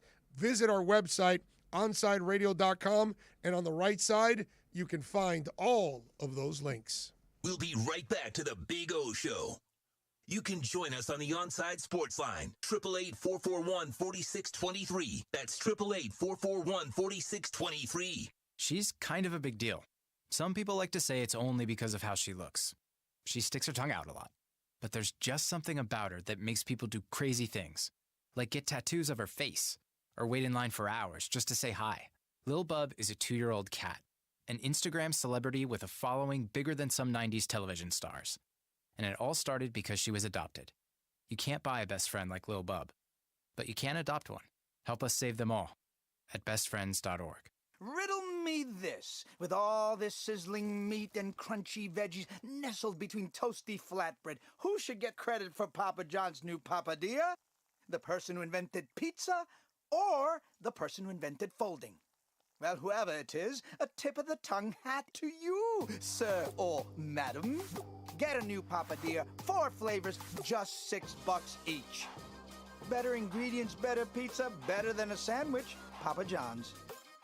Big O for M&S Air Conditioning. You know, air quality in your home and business is more important than ever. That's why you've got to call M&S Air Conditioning and let them install a high-efficiency polarized air filter in your AC unit. Folks, it attracts, captures, and destroys biological contaminants to improve your air quality. With stellar customer service, answering your call from 7:30 a.m. till 9 o'clock p.m. For more info on high-efficiency air filters and their preventative maintenance plans, visit M&S Air Conditioning at ac-florida.com. Every Thursday, NBA fans can catch one of the best basketball shows in the country when Ethan Skolnick and Ira Winderman host Inside the Paint. Listen to 2 of the most knowledgeable and connected reporters in the business. Get year-round insight every Thursday at 10:30 a.m. with Inside the Paint on the home for hardcore basketball fans. OnsideRadio.com. Big news, Miami fans! Body Armor is proud to be the new official sports drink of Major League Soccer and Inter Miami CF. It doesn't matter if you're a player or a fan, Body Armor sports drink will hydrate you with potassium-packed electrolytes, antioxidants, and no artificial sweeteners, flavors, or dyes. Whether you're at home or in the starting lineup, Body Armor sports drink will hydrate you from kickoff to the final whistle. Body Armor, now the official sports drink of Inter Miami CF, available at your local Publix. If you missed Man of the Match with Alex Dano, you missed. So Deshaun Watson has sat down with new Texans head coach David Culley. Did he have his teeth in for the interview, David? He's a little older. Hold on, let me get my dentures in here, Deshaun. Deshaun, hey, just give me a second. We're eating this pineapple here. It's getting stuck in my dentures. Was he watching Murder, She Wrote during the meeting? Deshaun, it's getting a little late here. It's 7 o'clock. I got to go to bed soon, all right? Deshaun, it's 4:30. I've got to go to the early bird special. Deshaun, give me a second. I'm just taking my Metamucil here. If you just give me a second. I've taken Metamucil before, actually. It works. I'm not even that old. Man of the Match with Alex Dano, weekdays live on South Florida's home for sports talk, OnsideRadio.com.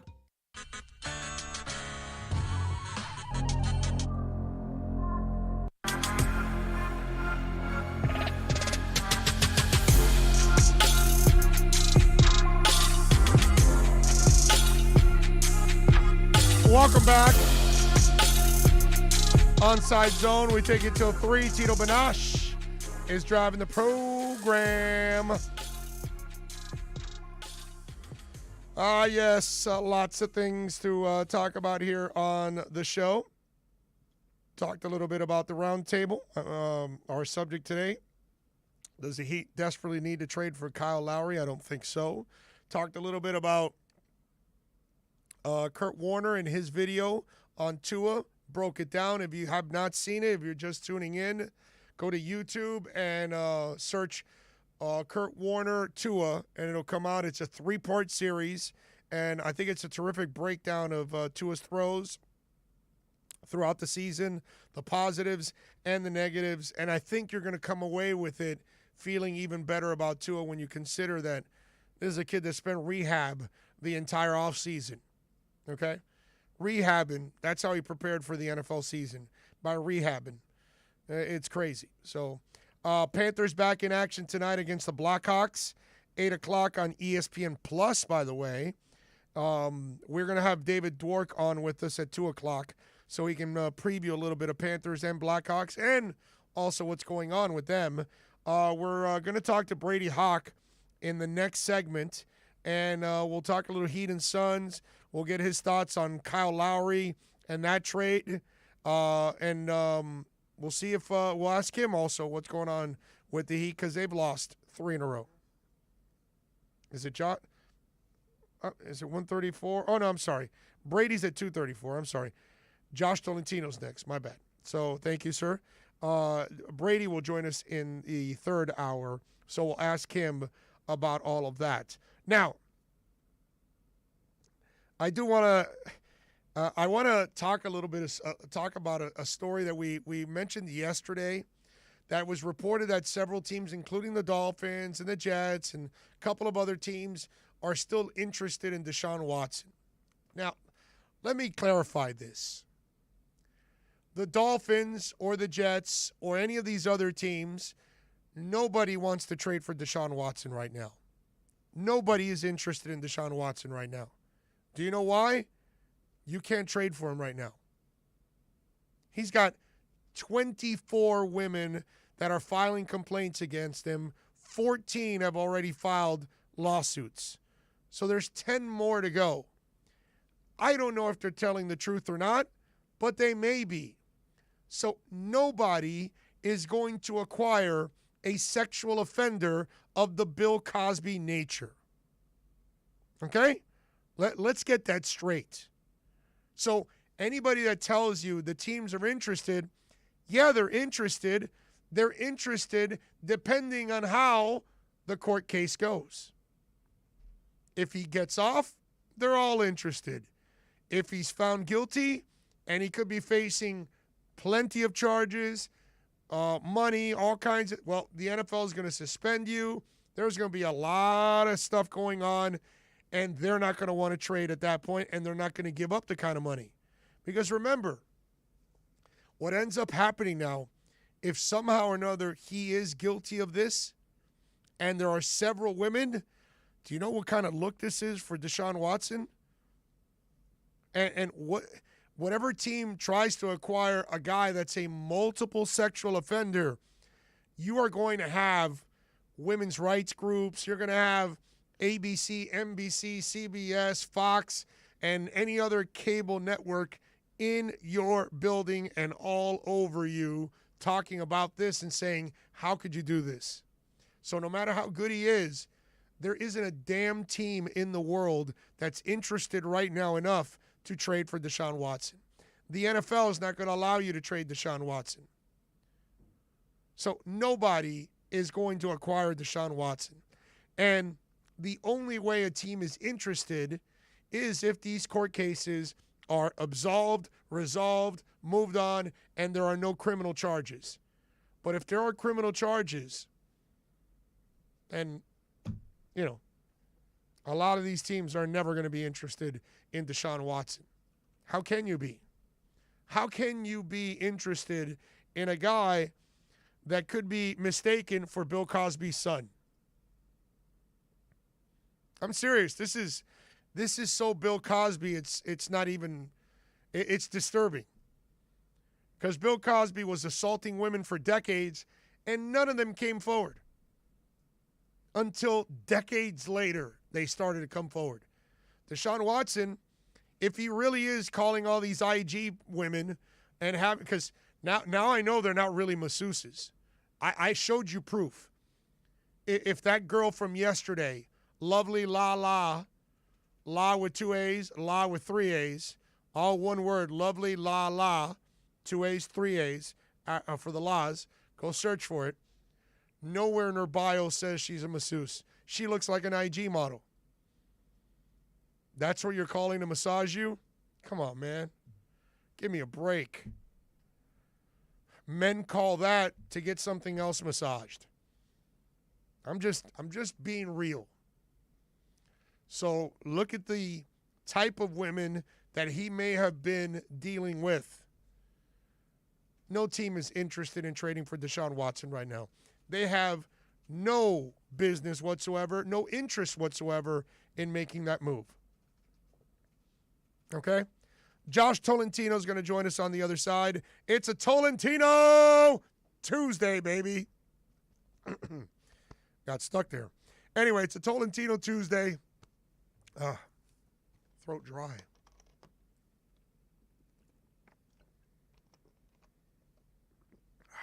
That's a little better. Anyway, Tolentino Tuesday. Josh is going to join us on the other side.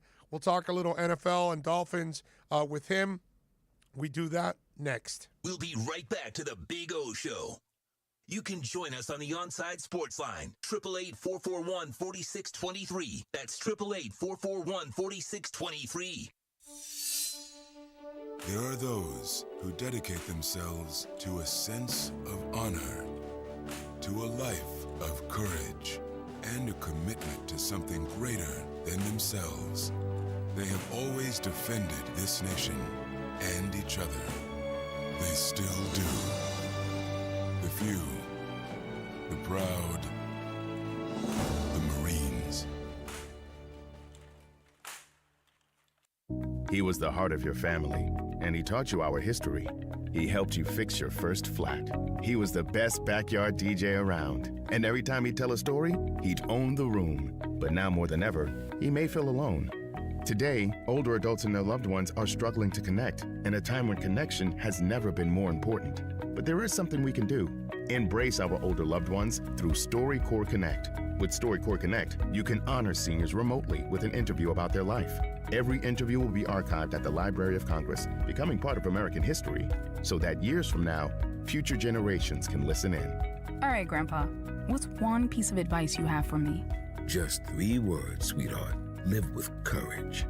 The man that had the best stories still has plenty of stories to tell. So connect virtually and share the conversation of a lifetime at storycorpsconnect.org/AARP. Connect, honor, share. StoryCorps Connect. A message from AARP, StoryCorps, and the Ad Council. He has an overbite that makes him look like a cartoon character, a slightly crooked eye, and an uncommonly wrinkly neck. In the right light, he can look a little like a garden gnome, and he'll wear a bow tie just because. Sure, you might call him a little quirky, but that's exactly what makes him so perfect.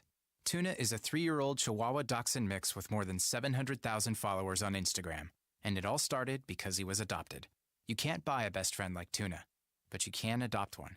Help us save them all at bestfriends.org. Inter Miami CF, your official furniture and mattress store, is here. City Furniture is your #1 home source for the trends you want at the prices you'll love, including exclusive City Furniture collections, the widest selection of styles, affordable home accents, mattresses starting at just $99 and more. Create the home of your dreams fast with next-day delivery, plus get 60 months special financing with no down payment. Because City Furniture is here to make it easy so everyone can live life like this, visit cityfurniture.com. Catch a South Florida staple every afternoon as Alex Dano hosts the Man of the Match. Dano covers everything from football to football to MMA. Tune in to one of the most complete sports shows in the country with Man of the Match with Alex Dano from 3 p.m. to 6 p.m. every weekday, exclusively at OnsideRadio.com. Riddle me this. With all this sizzling meat and crunchy veggies nestled between toasty flatbread, who should get credit for Papa John's new papadilla? The person who invented pizza or the person who invented folding? Well, whoever it is, a tip of the tongue hat to you, sir or madam. Get a new papadilla, 4 flavors, just $6 each. Better ingredients, better pizza, better than a sandwich. Papa John's. Keeping you informed in the world of sports.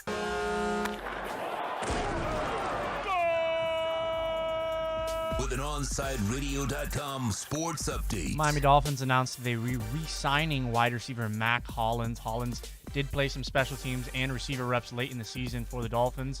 The former Philadelphia Eagle re-ups with the Dolphins for one more year in his contract. Miami Heat get a chance to go up against the Phoenix Suns tonight at 8 p.m. That game takes place at the AAA Arena. Heat going as a small favorite according to Vegas. Florida Panthers also playing at 8 o'clock. They take on the Chicago Blackhawks. That game is in Chicago. Panthers also going as a slight betting favorite according to Vegas. Panthers puck drop is slated for 8 p.m. With your Onside Sports update, I'm Tito Bonacci. Coming up next, it's more of the Onside Zone with the Big O right here, OnsideRadio.com. What is dedication? The thing that drives me every day as a dad is Darian. We call him Day for short. Every day he's hungry for something, whether it's attention, affection, knowledge. And there's this huge responsibility in making sure that when he's no longer under my wing, that he's a good person. I think the advice I would give is you don't need to know all the answers. The craziest thing was believing that your dad knew everything. So as a dad, you felt like you had to know everything. You had to get everything right. It's okay to make mistakes. As long as it's coming from love, then, it kind of starts to work itself out. I want him to be able to sit back one day and go, we worked together, we did a good job. That's dedication. Find out more at fatherhood.gov. Brought to you by the U.S. Department of Health and Human Services and the Ad Council.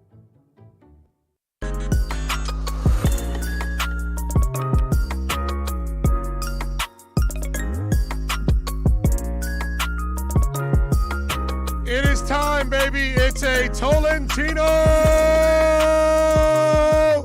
Tuesday. Josh Tolentino from The Athletic. Follow him on Twitter at JCT Sports. And catch him here on Tuesdays on the Onside Zone doing his thing.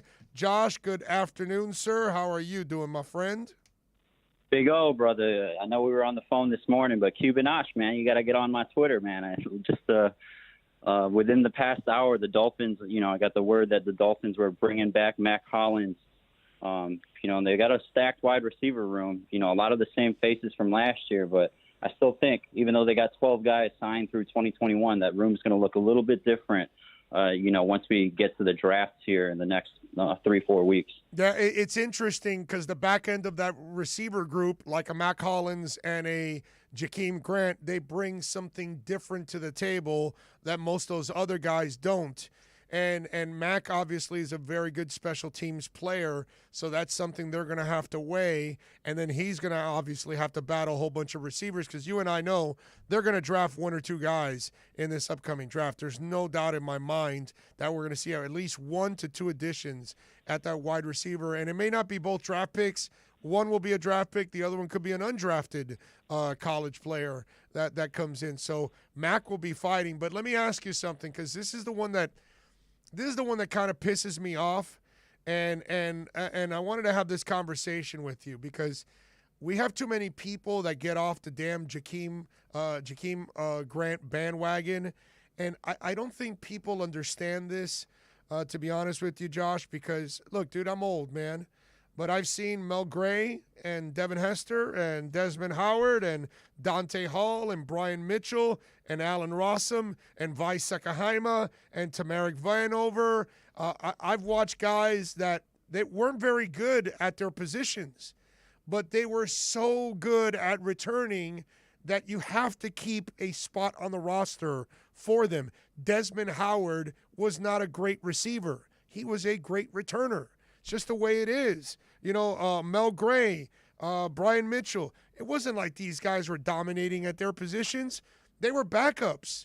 And people have to understand that, maybe the bigger problem with Jakeem has been that they've used him too much at receiver due to injuries, or last year he had a couple of receivers drop out because of COVID.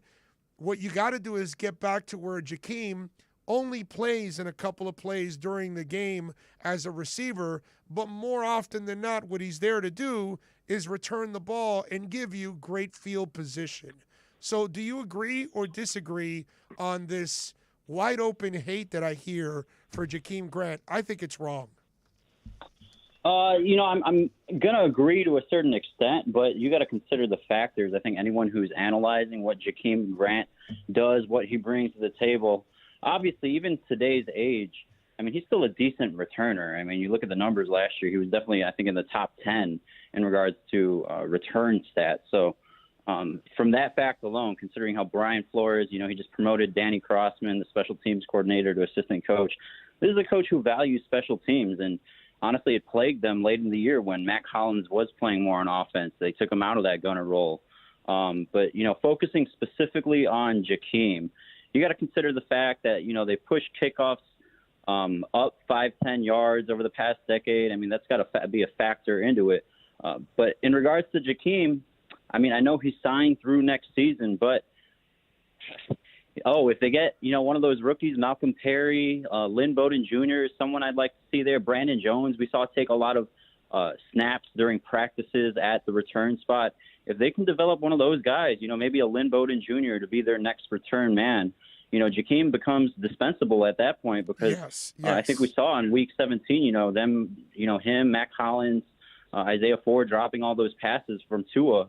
And, I know a lot of other things factored into that Week 17 loss, but at that point you become dispensable because of the amount of drops, the history of drops that he's had, unless his hands drastically improve over the offseason. Yeah, no, I'm with you there. Now, the drops aren't really on special teams.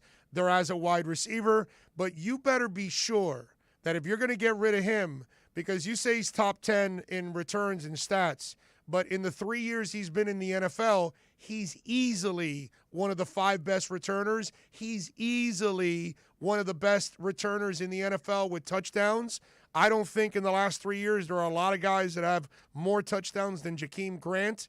And so for me, that's where you better be sure that if you put any of those cats back there, they better be the kind of difference maker that kid is, because that kid is guaranteed to pretty much house one every year at least, or a couple, actually. Sometimes they get called back, and it's not his fault, and he did a great job. So I'm with you, but you better develop a two-way player that on the special team side, he has to be the kind of difference maker that Jakeem is.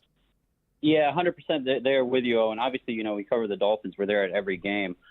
Just seated a few rows in front of us in the, from my seat in the press box from where I was this season, in the west end zone, I believe. That was the west side. Jakeem Grant's family actually sits in the very same spot every single game. So every single home game, they're there just a couple rows in front of us. And literally every time Jakeem lines back up there for a punt return, for a kick return, there are several family members who whip out their phone because, they're confident and, they believe that something exciting can happen. And, that's the kind of confidence that the team almost reciprocates in them by, trotting him out there. But, when he's out there in that slot position on offense, on wide receiver, and, you're running him out so much, the body takes a toll, the stamina in regards to the return. So you do bring up a great point there. I mean, he's been one of the best returners. So that's definitely his value. The same thing can be said for Mac Hollins. I mean, he's literally one of the best gunners in the league. You look at the film, that's something we do every Monday after the games is look at the film. It's almost a guarantee that he's disrupting at least one punt by, shoving a guy into the returner, by making a big block. So that's the value there with Mac Hollins. All right. Now, Houston may have burned themselves, taking this hard line approach 2 months ago when all this craziness started. They could have traded him. Can you imagine if the Dolphins would have given up a boatload of picks 2 months ago, acquired the guy, and then this breaks? And this story now is obviously growing every single day. 24 accusers now, 14 lawsuits for Deshaun Watson. And I know people say that these teams are still interested. I don't believe there's a team interested until they see the courts. Until the courts are done, I don't think anybody's going to touch this guy no matter what. Yeah, that's a great way to put it, man. I think you got to let the legal process, obviously iron out. The thing is, though, that, all these teams that were leaving voicemails, I don't think they're as pressed to leave more voicemails to Casero, to the Texans on Deshaun Watson. Maybe it's text messages or something, some other form of communication, because I still think there are teams interested, not necessarily, ready to trade right now, but depending on how the legal process plays out with Deshaun Watson and all those allegations, you also got to be factor in the scenario that the guy represents. I'm pretty confident it's the same guy representing, at least from yesterday, all 14. Yes. So I mean, there's also that factor, and one thing that I thought was fishy, just from an outside point of view, was saying that he spoke with the police, Houston Police Department, going on Twitter saying they haven't spoken to him. So I think that everyone just has to step back. All these teams, all these GMs interested. There's 4 weeks left for the draft, and let the legal process play out. And they got to do their due diligence in scouting this next generation of quarterbacks coming in, because they got 4 very talented quarterbacks expected to go, in that first round. And you got to just wait for this Deshaun Watson legal process to play out. Well, I don't know how much you've dug into it. We had a legal expert on with us last week, and I got to tell you something. He's done for this year. Like, he's going to have to play for Houston whether he likes it or not, because unless he buys them all out and settles out of court right now, I don't know. This is not going to be done in 4 weeks before the draft. This is not going to be done in 4 months, 5 months before the season starts or anything like that. This is going to take a long, long time. So I wonder if Watson and his agent have now kind of changed their tune, because Houston can't trade him. He can't find another team until his legal issues are over. He's going to be forced to play for Houston this year. Yeah, and obviously it's been a very busy past week and a half with free agency, and when teams sign free agents, they're supposed to make their free agents available, which the Dolphins have done. We're supposed to talk to Will Fuller here in the next 15 minutes at the top of the hour. There are a few teams though that have not made anyone available. It doesn't matter if it's the coach, some free agents. And word is in Houston, they haven't made a single free agent available. They haven't made their head coach available, their GM available, for obvious reasons. It seems like they're shielding this issue. They're avoiding talking about it right now. But do you blame them? Totally. Yeah, no, totally with you there. And by the way, thank the Lord for you and all the other beat writers and everybody else that goes there, because if Deshaun Watson would be here, the Dolphins would be just as careful, and they would have kept everybody away, and it really would even hurt the coverage even more than COVID has already. So that's why this Deshaun Watson thing is a larger mess than people imagine, because it's not just sports. It's Good Morning America is going to be right up your you-know-what talking to you. It's going to be CBS and NBC and all these other tabloid places. They're all going to come for that story now. It's not just sports. You're going to have to deal with news also at this point. That's why this mess gets bigger and bigger and more disturbing. And, dude, you're around sports like I am. If there's one word that coaches hate more than anything else, you know what it is. It's distractions. Yep, and you talk about distractions. Brian Flores, he's one to minimize those very quickly. We saw Isaiah Wilson, man, just a few days ago. You thought there'd be hope in, turning him around, and obviously the leash there was very short. A phrase of saying that Brian Flores wasn't having it, even though that you thought that he might be the best guy to put Isaiah Wilson straight to get him back on the right path. And meanwhile, you talk about distractions, though. Man, I think about like every 5, 6 a.m. Every day, just a few blocks away. There's a field out here. Who's training out there is Mr. Number 1, Tua Tagovailoa. So, while all this Deshaun stuff continues to play out, Tua's putting in a lot of work. You just look at the pictures. I mean, he's put on a lot of muscle training at Perform in Davie. I think the big understanding here, is that while this Deshaun Watson mess plays out, and I think that's a safe word to call it right now, is a mess. Tua's putting in the work. There's no distractions here on Tua's side. Yeah, I love it too, because I think he's going to prove everybody, all these haters and doubters, wrong. Did you watch, by the way, the Kurt Warner video, the 3-part series on Warner breaking down Tua's throws? I did, yeah, and I mean that's great insight from there, and not just Kurt Warner. I've seen, obviously. Sure. Studied Tua a lot over the offseason. I mean, a lot of former quarterbacks, they've been critical, not necessarily critical, but almost constructive criticism of the tight windows that he made. I mean, because there's no hiding the fact. I mean, there's that advanced analytic that Tua, I think was second best in the league when it came into throwing in tight windows. Now it's just that was what Warner talked about in that video. He bragged about how ball placement for this kid is amazing.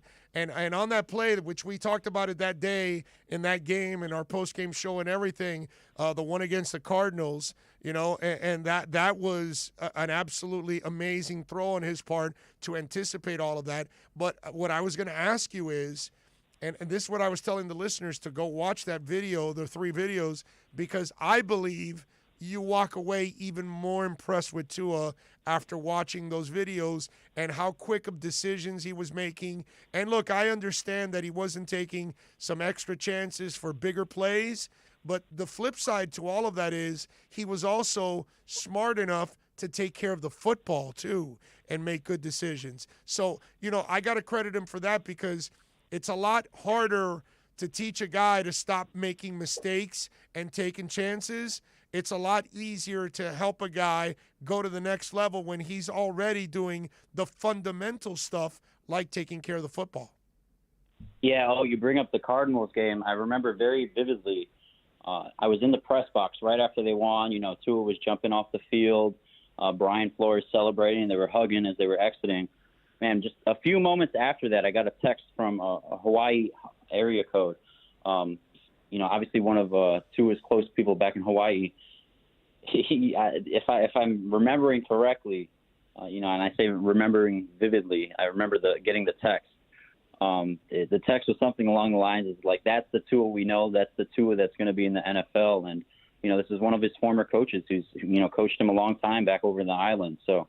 You talk about those exciting moments, and that was actually, the game Preston Williams got hurt. You never saw the field again for the rest of the rest of the season. So you talk about getting to his weapons.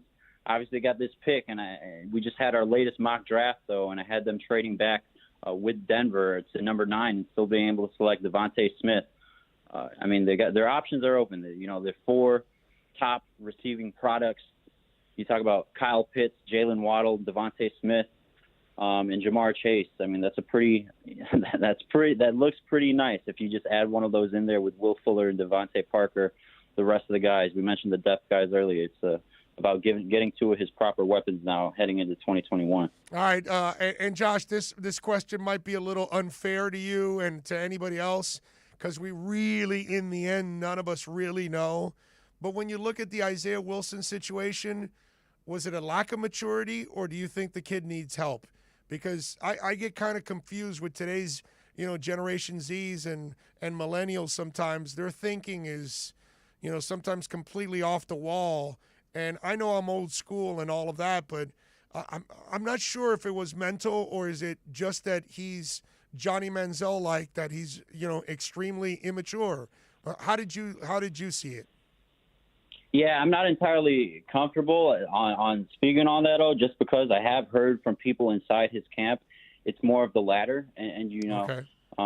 It becomes an issue, when the person hasn't really acknowledged it on that regard. But I got you. I have heard it was more of the latter, and not the Manziel thing, but the other side in regards to I got you. The mental side of things. That hopefully, this was a first round talent. Hopefully he can get back on the right path and maybe see the NFL field again. I know he only got a few snaps last year, but anytime you draft somebody in the first round, everybody talks about bust, and that's a quick word that.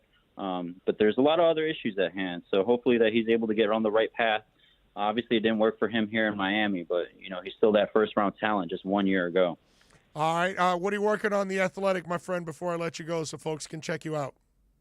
Yeah, and one more thing on that. I actually spoke with Solomon Kinley, and it's a bigger story I'm working on this entire issue. And Solomon had, very high words in regards to wanting to get him back on the right path. So hopefully it does happen. But man, at The Athletic, man, we've been writing every single day. So go check out that content. The deal is $1 right now. You can get whatever. What's $1? Oh, a McChicken, a McDouble.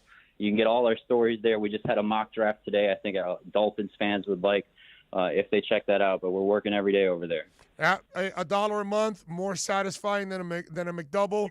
Get yourself an Athletic order. That's what it's all about. And follow my man on Twitter, Josh Tolentino at JCT Sports. Josh, as always, you're a stud, my brother. Thank you for taking some time. All right, I'll take care. We're going to get ready to wrap here with Will Fuller. We'll have the full thing on the Athletic soon. I like it. I like it. Look forward to reading it. All right, Josh, thank you, my friend. There you go, Josh Tolentino coming your way every Tuesday, baby. All right, let's take a quick break. We'll get ready for hour number 3 right here on the Onside Zone. We'll be right back to the Big O Show. You can join us on the Onside Sports Line, 888-441-4623. That's 888-441-4623. For over 20 years, Mr. Glass has been committed to the safety and satisfaction of our clients. Our products are the culmination of innovative engineering, aesthetic appeal, and the highest levels of quality. Through our legacy, Mr. Glass strives to impart the true meaning of quality, service, and sustainability to new generations. Reputation, experience, and trust is why clients choose Mr. Glass. Live the future now. Locate a dealer near you today. If you missed NBA insider Ira Winderman and the Acura of Pembroke Pines Miami Heat report, you missed this. One of the things we do as media people, one of the things we do as fans is live in the moment. So you guys remember, go back to 2-3 weeks we were talking, we were trading everyone. We had to remake the team. Now you're sitting here and you're in love with everyone. And well, you can't move this guy. No, he's playing great. We can't do that. I mean, to me, the barometer is this. I call it the Tyler Hero barometer. There have been times when I mentioned trading Tyler, everyone jumped in there. What are you crazy? He's the best thing ever. Then there were the last few weeks when people are going, we really should have traded Tyler when we could have. The Acura of Pembroke Pines Miami Heat report with NBA insider Ira Winderman, exclusively at OnsideRadio.com. At Baptist Health, we are ready to serve, to treat, to safely proceed with your procedure. We're ready for ER visits and office visits with skilled surgeons, advanced medicine, and multidisciplinary teams. We're ready for new arrivals and new recoveries. We are ready. We're ready to diagnose, treat, and manage anything that comes our way with exceptional care and comfort. With the same preparedness and compassion you've come to expect from Baptist Health. And we are ready. We're ready. We're ready to care for you. Inter Miami CF, your official furniture and mattress store, is here. City Furniture is your #1 home source for the trends you want at the prices you'll love, including exclusive City Furniture collections, the widest selection of styles, affordable home accents, mattresses starting at just $99 and more. Create the home of your dreams fast with next-day delivery, plus get 60 months special financing with no down payment. Because City Furniture is here to make it easy so everyone can live life like this, visit cityfurniture.com. Can I get a captain? Captain and what? Captain and ginger. I can't hear you. Captain and ginger. He was a captain and ginger. Captain and ginger. He was a captain and ginger. Captain Morgan, official partner of Major League Soccer. Hey, it's Big O for EJD Construction, your custom home builder, additions and home remodeling. Our lives have changed. We're making our homes more of an oasis. Call the right place. Call the right people. Eric at EJD Construction for over 16 years. A-rated member of Angie's List and the Better Business Bureau. 305-433-4843. That's 305-433-4843 for EJDconstruction.com. You're listening to OnsideRadio.com. Catch up anytime by downloading the MyTuner Radio app. OnsideRadio.com, South Florida's true hometown station.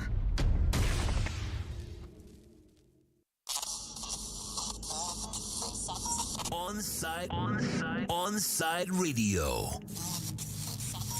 No station in South Florida provides more live and local sports talk. Follow us on social media at Onside Radio. OnsideRadio.com knows gamers need a home. Can you dig it? That's why for the next 60 seconds, Can you count, suckers? here's your Onside Radio E-Report with Toast. Congratulations to Sony and talent agency Endeavor as they have finalized their purchase of the Evolution Championship Series. EVO, as it is known, is one of the longest-running esports tournaments and focuses on fighting games like Street Fighter and Mortal Kombat. Many fans were concerned about the sale to Sony, fearing that future tournaments like this year's would become PlayStation exclusive. That has been debunked as they announced that tournaments will remain open to all platforms. After being canceled last year due to COVID-19, EVO 2021 will be held virtually this August. Happy gaming. Stay in touch in the world of gaming with the Onside Radio E-Report. Hey, it's Big O for EJD Construction, your custom home builder, additions and home remodeling. Our lives have changed. We're making our homes more of an oasis. Call the right place. Call the right people. Eric at EJD Construction for over 16 years. A-rated member of Angie's List in the Better Business Bureau. 305-433-4843. That's 305-433-4843 for EJDconstruction.com. OnsideRadio.com knows gamers need a home. Can you dig it? Now streaming online. Onside Radio, the only choice for the South Florida sports fan. Time to get in the zone. The Onside Zone. And look, man, I don't care if you're my wife. If I don't agree with you, I'm going to say it. You know what I mean? The Onside Zone. He's a liar. And there's nothing new about that. He's full of crap. If you're believing that, I got a bridge in the Keys. It's the one on the right side. Just want you to know, when you're going south, you'll see the smaller bridge on the right. I've got that one for sale if you're interested. You can join us on the Onside Sports Line, 888-441-4623. That's 888-441-4623. That's the one boy band that I will say, dude, I'll stand up for Boys to Men every day of the week and twice on Sundays. Love those guys. You can join us on the Onside Sports Line, 888-441-4623. That's 888-441-4623.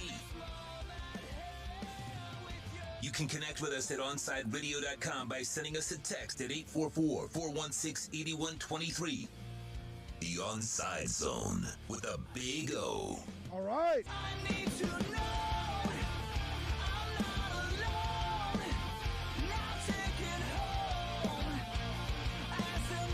All righty. All right, we told you David Dwork would be kind enough to join us to start off hour number 3. Panthers back in action tonight. They're going to take on the Blackhawks. And, of course, you can catch David every week here from 10 to 11 a.m. on Saturdays with Chirpin' the Cats Radio. Follow him on Twitter at David Dwork. Catch his exceptional work there at WPLG. He's also got his Chirpin' the Cats podcast, too.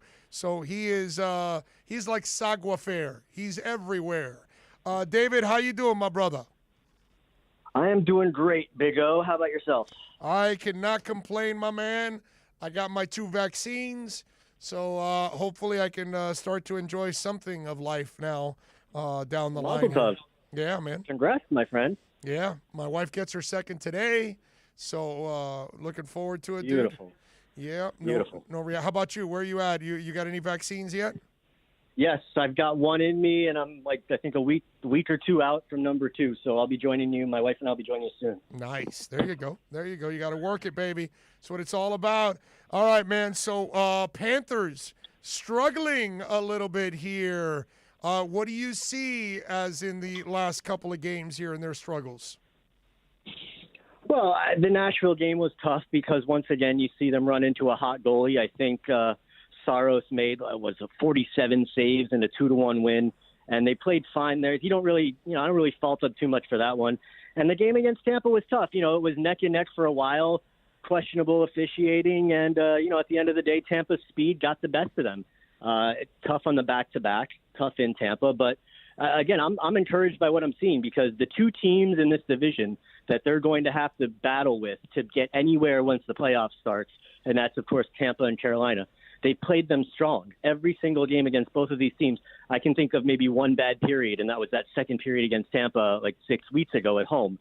So I'm pretty encouraged, to be honest. I see a lot of tight games. I see a Panthers team that's been consistent since the start of the year.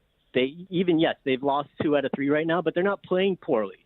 They're not getting the breaks, but they're not going into these slumps that you've seen from past years. And we just spoke to Anton Strawman like maybe an hour ago, and he was asked, like, you guys are 9-0-1 coming off of losses. Like, what's that about? And he just said, we're not that kind of team. We're not going to go on those kind of streaks. That's not what we're about. And that's absolutely what they've shown all year. I'm with you there. And by the way, the key in Carolina, listen, the Panthers allowed Vinny Trocheck to get his ass kicked here. It is time to go kick his ass, and then you kick his ass, and then, we could stop him from scoring, and then, the Panthers can win the game. Is that all right? Can we do that? Yeah, kick whoever's ass you need to win the games. I don't care about that. It's not show friends. It's show business. You go out there, you take care of business. No, but he's always scoring on the Panthers, bro. You got to stop that. That's got to end the way he is scoring galore on the damn Panthers. All right, so well, it's not just the Panthers. He's scoring against everybody this year. Give him credit. I know, but I only care about one team. So anyway, here's the other thing. Bob hasn't been peppered in these two games. The defense has done a nice job where he's not facing 40 shots every night, but he's allowed his share of goals. How do you assess Bob's play in these two losses? I think overall, looking at the big picture, Bob has been fine. I think the Nashville game, he was fine. The Tampa game was tough because they just come at you with so much speed, and there was one goal that was on a rebound, but it was like on a wraparound, and those are really hard for goaltenders to control.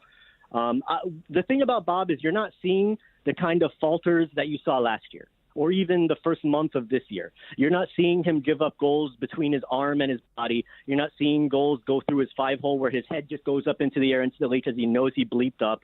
We're not seeing that from him. So he's still able to be consistent and keep his confidence together. And I think that's the key with him, because with Bob, he's so much of a structured goaltender, and he said it before that his seasons are about building towards the playoffs and getting better and feeling more comfortable.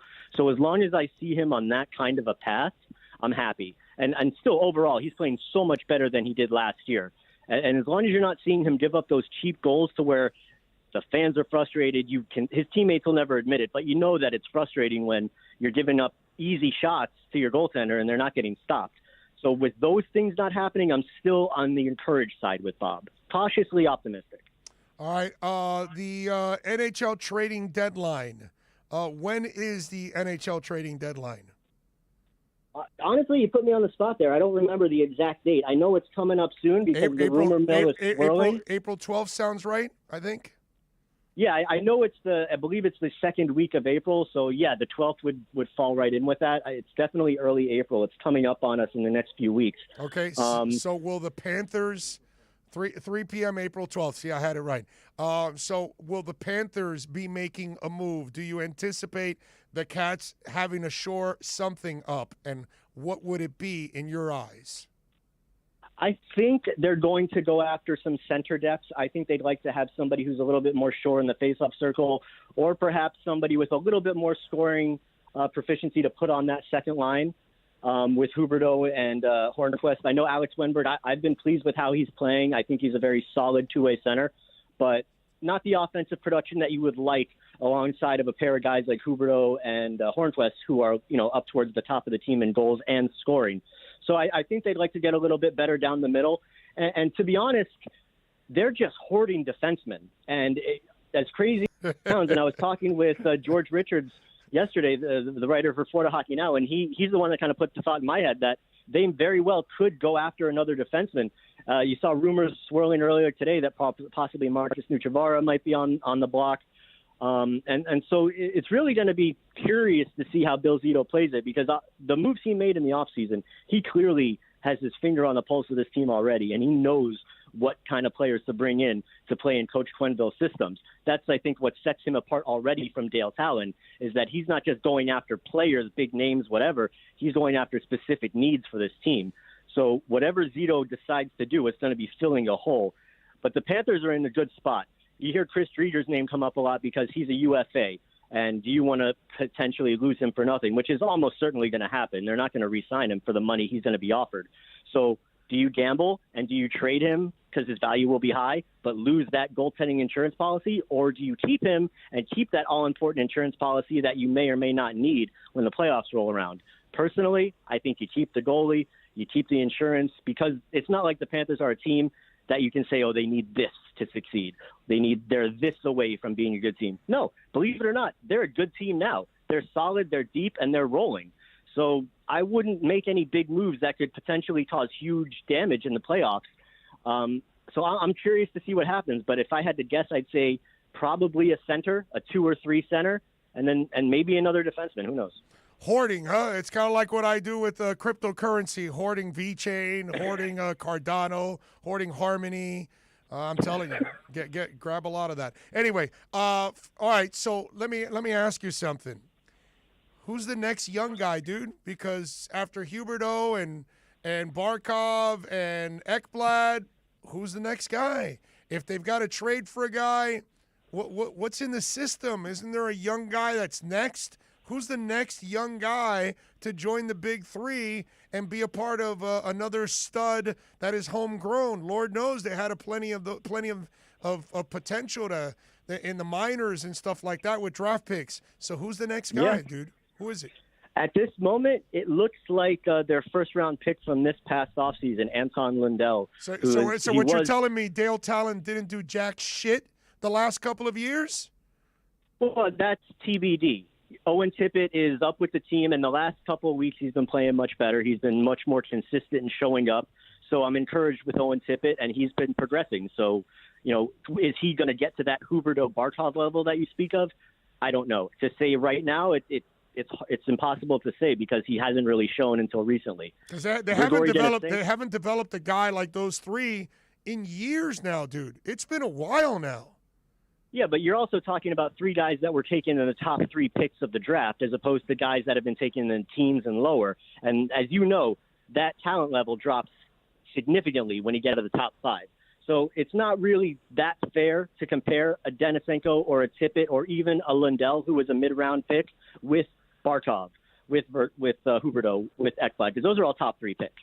But Anton Lundell, the guy that they just picked up, has been, before he went out with COVID issues, he was tearing up Liga. He was leading his team in scoring, and this is a guy who's just a teenager playing with grown men. It's something that Denisenko did, the 2018 first-round pick. He played with grown men for 3 years, 2 in the KHL, and now he's here in North America, and he isn't really showing that production that he showed when playing in junior. So that's why I'm more questioning him, wondering if perhaps this guy, who's a former first-round pick, should still have some trade value when you talk about the trade deadline coming up and potential assets that they could flip. But as far as the next potential big star, the next guy that could come to this team and really turn some heads, it's looking like outside of goaltender Spencer Knight, it looks like Anton Lundell. Because you know and I know that Spencer Knight, he could end up pushing Bob out of a job in the next 3 or 4 years. This kid is the legit real deal. And when he decides he's done at college and to go pro, then that clock starts ticking. Well, I can't wait to see a young goaltender get between the pipes and develop one long-ass career here. That would be awesome, and that would really put the Panthers in the driver's seat, too. I love that. All right, give us a preview of what we're going to see tonight with the Panthers and the Blackhawks at 8 o'clock. I would expect a fast-paced game. Special teams could play a big part, as they did when Chicago was here last week. Chicago's got one of the top power plays in the league, and Florida, to their credit, shut them down completely. I believe Florida went 8 for 8 on the penalty kill last week against Chicago, so that'll obviously come into play. But you're going to see a good goaltending matchup tonight. You've got Chris Drieger back in for Florida, and the kid whose name, Lankinen for Chicago, who's been playing very well. He'll be back in there for them. And it'll be a good test for the Panthers because this is the first time they've been in Chicago this year. It's a team they've played well against, but Chicago right now fighting for that 4th and final playoff spot in the division with Columbus and possibly Dallas sneaking up on there as well. So Chicago's got a lot to play for. They're playing for their season already at this point. And the Panthers, they said it earlier today. I believe it was also Anton Strawman, or it may have been Frank Vetrano, that said, look, this is a team that's fighting for 4th, and we don't want to get in that fight. We're fighting for the division right now. But if we start losing these games, then all of a sudden we're fighting for placement. We're fighting just to stay in. So the Panthers are looking at this just as importantly as the Blackhawks are, because this is a Panthers team you and I both know. They are rarely in a good spot at this point in the season. You can count on one hand how many times they've been in a good spot at this point of the season in the franchise's history, and they certainly don't want to bleep it up. Let me ask you, as you know, NHL is probably more of a niche sport in this country. I think baseball's headed in that direction. But that new TV deal that the NHL got, are we talking progress now? Are we talking about maybe it's growing back again and maybe getting back more of an audience, because I thought it was a really cool thing that they got that new deal done with ESPN. Yeah, no, it's huge because ESPN is far and away the number one national sports network in this country. It's the network that sports bars from coast to coast, they just pop on the TV, put on ESPN, and for the most part, let it roll. So if ESPN starts covering more hockey, starts showing more hockey games, starts expanding it to that wider audience, it's only natural that the game would grow. When ESPN had hockey in the 90s, it was bigger. It was a lot bigger. And we saw it down here in South Florida, too. You're right. Hockey was a much bigger thing. Then it got off ESPN. It was harder. It was on Versus for a while, which I don't even think that channel exists anymore. And it really bounced around in all these kind of niche secondary sports networks. Now it's going to be on the biggest sports network and on ABC and have all that Disney money behind it. This is an amazingly good thing for hockey in general in the United States. I'm so pumped, not just because we get that awesome ESPN hockey music either. Yeah, no, you're right about that. I thought it was so cool for the sport to get that deal done. Follow my man David on Twitter at David Dwork. David, what are you working on so folks can check you out at WPLG? Right now, we're just chugging along. I talked to Chris Streeter about his new retro pads last week, so that was a pretty cool article that I put out. I did talk to original Panthers goaltender John Van Beesbrook and got his take on the Panthers, and if he's been keeping tabs, that'll be a story coming up in the next couple of days as well. But otherwise, just follow me on Twitter at David's Work for those daily updates, and we'll be churning along with the Cats as the year progresses. Great insight as always. Make sure you tune in every Saturday morning, Panther fans, from 10 to 11 a.m. for, of course, Chirping the Cats radio right here on Onside Radio. David, as always, you're a stud, my brother. Thank you for taking some time. Always appreciate it. Anytime, my friend. Take care of yourself. You got it. There you go. David Dwork, man. Class act, as always. Let's see if the Cats can get back on track. I was seeing here David Kay. He put out there, Watson's going to have to pay Busby a lot of coin to have NDA from the women. Otherwise, he goes exemplist and he gets paid to sit this year. It seems very fishy to me, especially the timing and the fact no criminal charges filed by any of the women until now. First massage happened over a year ago. Innocent until proven guilty. That's the one part I do agree with you, David. Innocent until proven guilty. And as much as Deshaun Watson has always given us a vibe of, this guy carries himself the right way, we could be wrong. I don't like the lawyer. I don't like his style. It makes it a little cheesy, to be honest with you, the way he's gone about this. But, if it was one woman, I'd be very fishy. But it starts to 5 and 10, and now we're up to 24 and 14. And this whole thing about staying quiet, the women that Bill Cosby attacked, dude, it was decades. And they stayed quiet. Women, when they are assaulted, and kids, by the way, when they're assaulted, they don't talk a lot of times. Most of the time, they keep it to themselves because if they go public, then everybody else knows they got assaulted. If they go public, then they've got to talk about it publicly. And in today's world with social media and everything else, and then it goes on your record. Not that it's a bad thing, but it's just part of your life, and then everybody gets to know about it. You know what I mean? And then you've got to go to court cases, and you've got to face your abuser. And you got to understand this, dude. If you're a woman or a child and you're sexually assaulted, that is going to change your entire life about sexuality, period. Your confidence in a person, your comfortableness in somebody else. You may not want to get naked with somebody else. You may not want to have sex with somebody else for a long, long time. You may never trust the other sex for a long, long time. The pain, the embarrassment, the shame that they feel, I think we can't overlook any of that.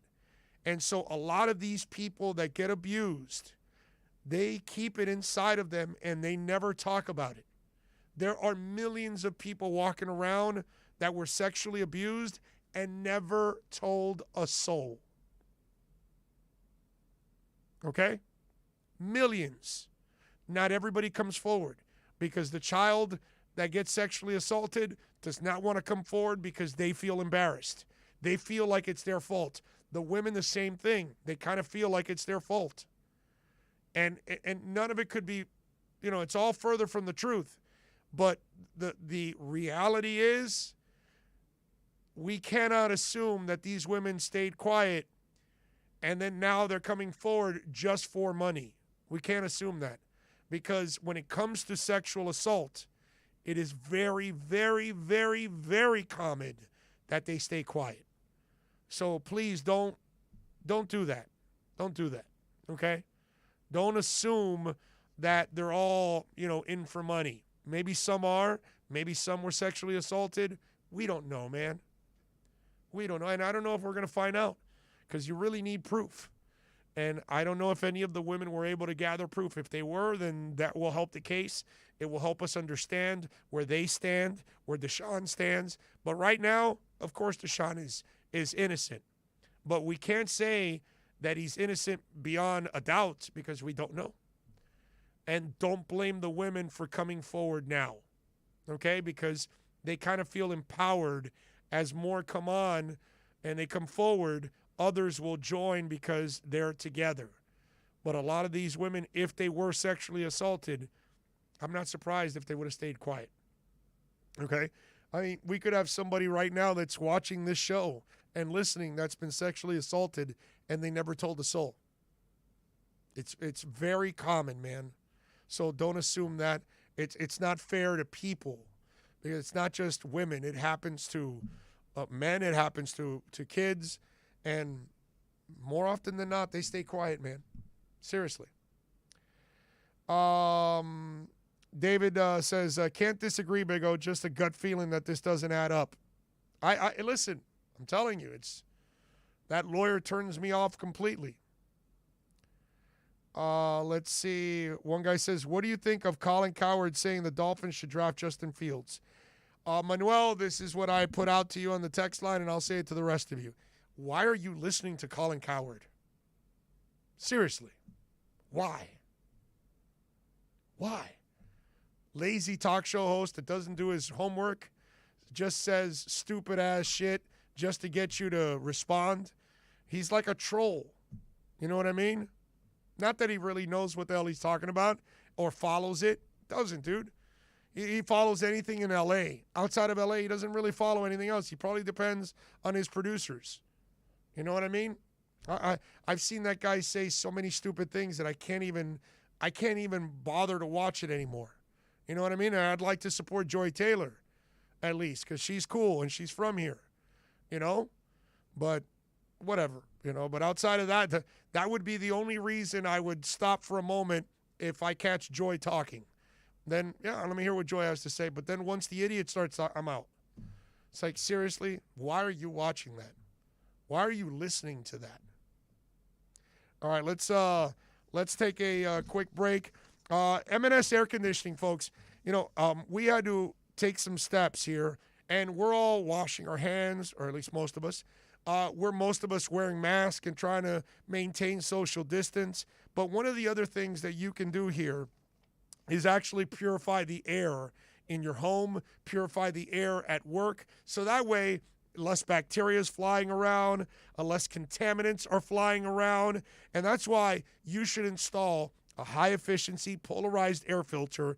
It'll keep your family safer. It'll keep your employees safer. And if you keep your employees as safe as possible, guess what? Less of them will get sick. Have you noticed that because we wash our hands more, because we social distance more, because we wear more masks than ever, we're seeing less colds? So it's not just about the pandemic, and obviously we want to stay away from COVID, but also a cold. So please call them, 954-421-3680. Mike and Greg do an awesome job. It's a personalized type service. Give them an opportunity. Whether you need to fine-tune your AC unit, whether you need to clean the air ducts, maybe you need to install an AC unit, please call M&S Air Conditioning, 954-421-3680. We'll be right back to the Big O Show. You can join us on the Onside Sports Line, 888-441-4623. That's 888-441-4623.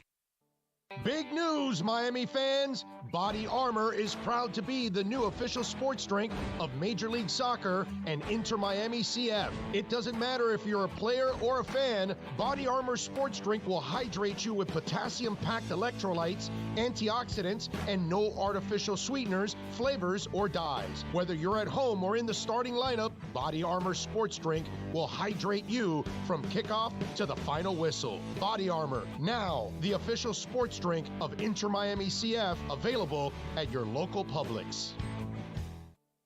If you missed 4th and 20 with Toast and Marsh, you missed. You know, it's so rough being a Yankee fan. It's It so is, rough. It's man. so hard. I know. Oh, It actually is. I mean, they haven't been. I was there in '09. I was in New York the last time that they went to the World Series. It's been a long time now for them. And no, they're the Phillies of the AL. They brought the band back, and what did they actually do? Kluber any better than Tanaka? Like, is their pitching any better, or are they just again relying on the health of Giancarlo Stanton and Aaron Judge? Oh, gosh. 4th and 20 with Toast and Marsh, weekday mornings from 8 to 10. Hello, Inter Miami CF fans. Download the Drink AR app and play inside a first-of-its-kind virtual soccer stadium, hosted by Bodega Trevento and Inter Miami CF, and celebrate your passion for soccer from the comfort of your own home. Find the download links on our Instagram account at Treventus and get our wines delivered straight to your home with a discount for all Inter Miami CF fans. Discover Trevento, a shared passion.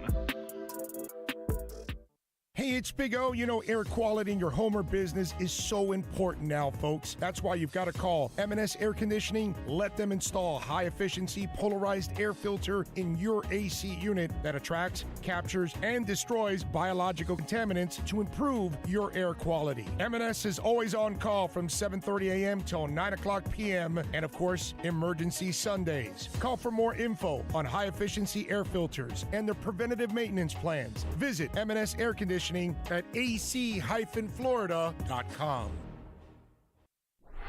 You can now watch Onside Radio daily by subscribing to our YouTube and Twitch channels. Search Onside Radio. Log on, subscribe, rate, and review Onside Radio on YouTube and Twitch. Watch Toast get frustrated with Marsh. OnsideRadio.com. South Florida's home for real sports talk.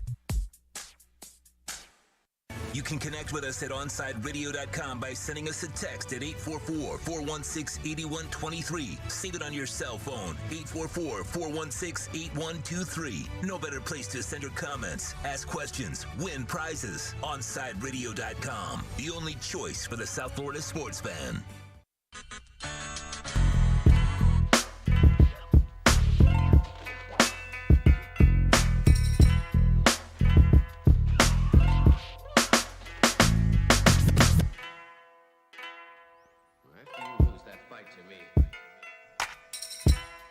We are back.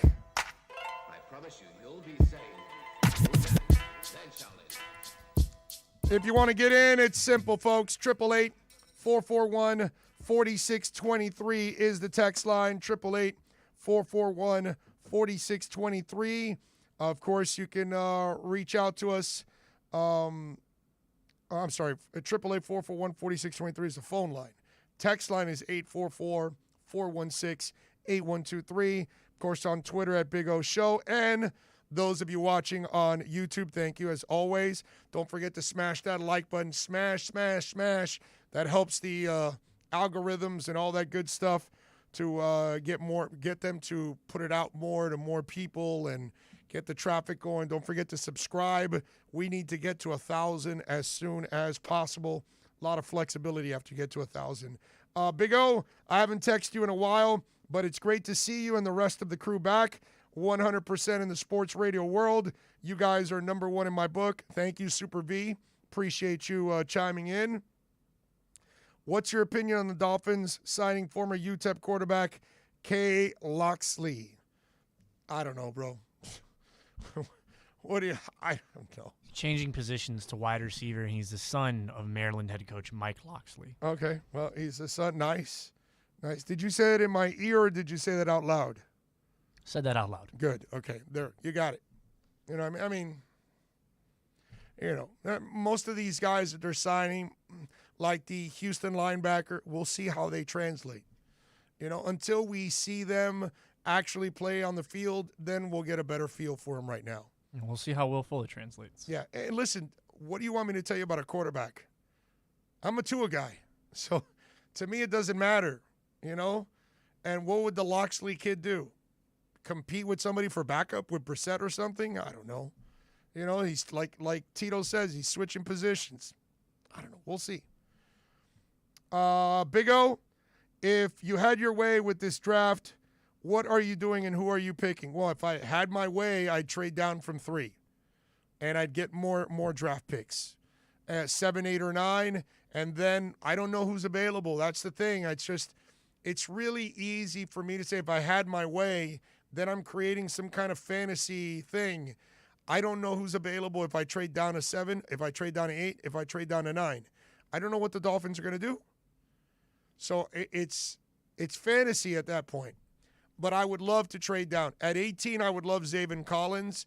I wouldn't mind. I mean, I'm not big on a running back in the first round, but I get it if you take Najee Harris. You know what I mean? But I'd like maybe a pass rusher, and Zaven is a outside linebacker pass rusher type. I think fits what they do here. Something like that at 18 would not be bad. If you're not going to go with Sewell and you want to go with Leatherwood at 18, I kind of understand that. Trying to think of okay, let's say if you take Pitts early at 7, let's say you trade down to 7 and Pitts is still there and you take Pitts, well then at 18 I wouldn't mind taking Kadarius Toney from Florida. So different ways of looking at it.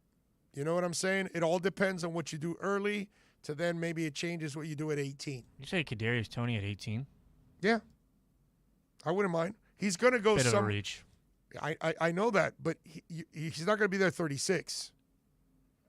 I mean, he's a first-round talent. So you're taking Pitts with your first pick and then Toney with 18? Yeah, I would do that. I wouldn't mind doing that. No, I was working with a Gator fan. I don't care about that, bro. I'm not worried about that. I'm worried about how good the player is, okay? If the Darashaw kid from Virginia Tech falls to 18, take him. I got no problem with him also. That's what I love about where Miami is at. They have so many selections, so many options, in those selections. At 3, they can take Jamar Chase. They can take Penei Sewell and piss off Tito. There's a lot of things they can do at 3. I don't want a quarterback, but I'd rather you trade out to a team that desperately wants a quarterback and you take all their picks. Take it, man. Are you kidding me? Going to add an extra first-round pick next year and stuff like that? Hell yeah. For sure. But there's a lot of things that you can do at that point that I think makes a lot of sense for the Miami Dolphins. So those are some of the things that, I wouldn't mind doing. There you go. I hope that answers your question. Let's see. What else do we have here? I want Harris at running back in round 1. That's what NorCal says. I don't mind taking the kid at 18. I'm not big on taking running backs, but at 18, if you tell me you're taking Najee Harris, hard to complain because he is a horse. And he's an athletic horse, too. That's the other thing. All right. 888-441-4623. Let's take a break. Brady Hawk is going to join us on the other side from 5 Reasons Sports. Let's get into a little heat. Let's ask him what he thinks about a possible Kyle Lowry trade or something else that could be on the table. We'll talk a little Heat basketball with Brady Hawk from 5 Reasons Sports. Don't forget that you can watch Onside Radio daily by subscribing to our YouTube and Twitch channels. Search Onside Radio, log on, subscribe, rate, and review. Hit that like button, folks. Pound it. Onside Radio on YouTube and Twitch. OnsideRadio.com, South Florida's home for real sports talk. Every Thursday, NBA fans can catch one of the best basketball shows in the country when Ethan Skolnick and Ira Winderman host Inside the Paint. Listen to two of the most knowledgeable and connected reporters in the business. Get year-round insight every Thursday at 10:30 a.m. with Inside the Paint on the home for hardcore basketball fans. OnsideRadio.com. ADHD. It's the child who can't pay attention or sit still in school, right? The answer may be yes.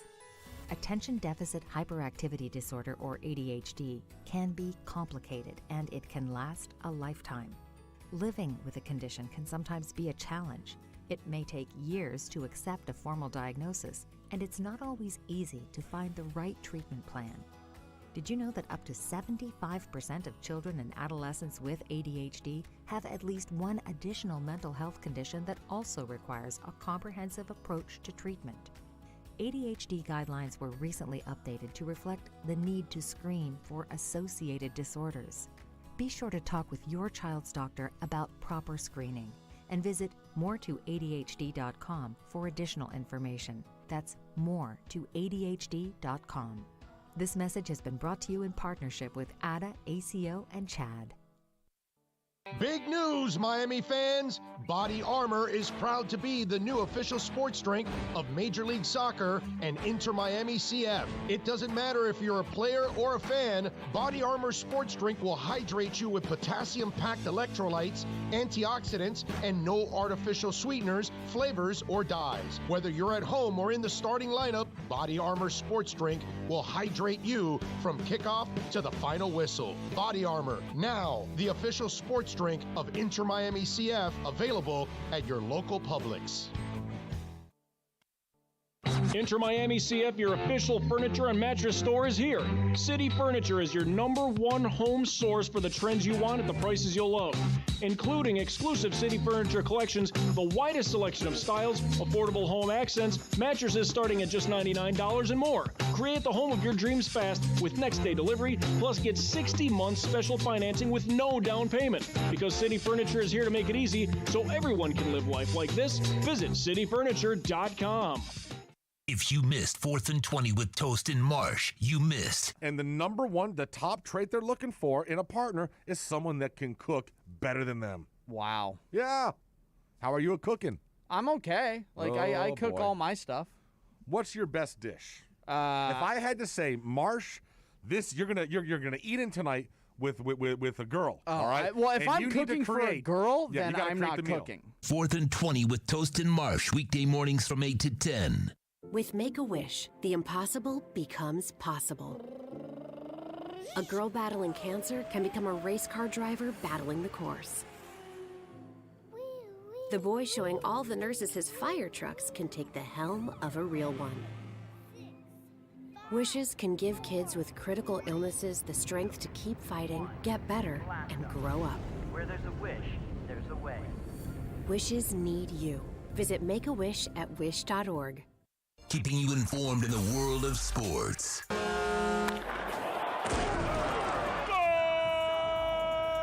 With an OnsideRadio.com sports update. Miami Dolphins re-signing wide receiver Mac Hollins. Hollins was on a one-year deal last year. Did play some returner as well as receiver for the Dolphins. Was a special teams contributor. Hollins inks again with the Dolphins for the 2021 season. Miami Heat play tonight. They go up against the Phoenix Suns. Tip-off slated for 8 p.m. Heat are looking for win number 23 on the year.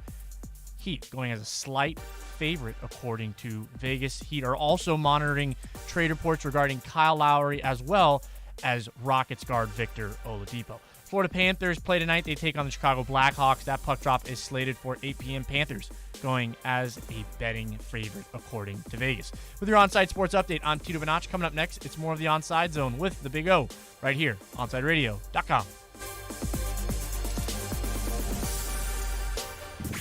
Now streaming online. Onside Radio, the only choice for the South Florida sports fan.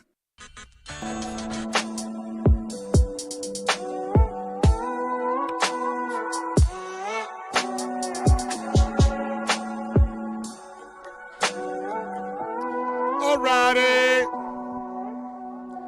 Promised you we're going to talk a little Heat basketball. Brady Hawk does an excellent job of covering it for 5 Reasons Sports. You can follow him on Twitter at BradyHawk305. Brady, Good afternoon, my brother. Thank you for joining us again. Yeah, how you doing? Thanks for having me on. It's always good to have you on, man. All right, so let's get into this. I was thinking about this. Is the Kyle Lowry deal really worth it? Are you that significantly improved? Is he going to replace the amount of players you have to give away? Is it long-term the thing you want to do for your franchise and tie yourself to another older guy and salary between him and Jimmy? You're tying up a lot of money to older players. So when we talk about the big picture overall, is it really worth it? Well, there's a lot of elements to the Kyle Lowry situation. For one, I think he improves you a lot just based off of the one need that Miami has, which is shot creation. They need a guy that can create off the ball on his own without a pick.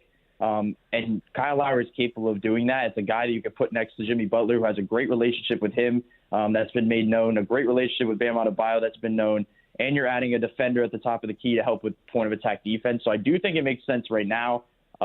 It's been reported that he's going to have to you're going to have to pay him, as you mentioned. But when you're mentioning the guys that are going to be included in the deal, like a Duncan Robinson, you're planning on having to make those decisions this offseason with him anyway. And even though he's younger, I think there's more clarity with the Kyle Lowry situation.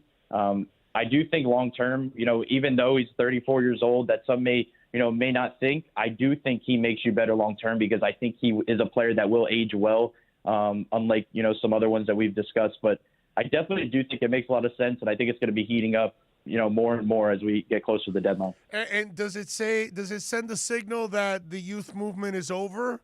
Because you're probably going to have to, trade two of those young pieces in order to make this move. So you're kind of giving up on the future and saying, yeah, it is what it is. We got what we have. Let's move on with the older team instead, which has been Riley's style from the get-go. Well, for one, in this deal, you're keeping, you're most likely going to be able to keep a Tyler Hero type.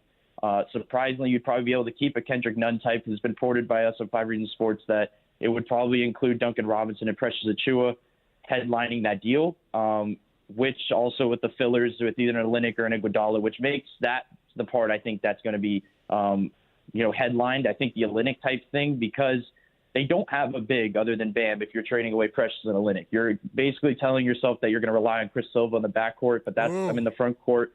But that's when the buyout market, kicks in. That's when, they're the leaders to get LaMarcus Aldridge if he's bought out.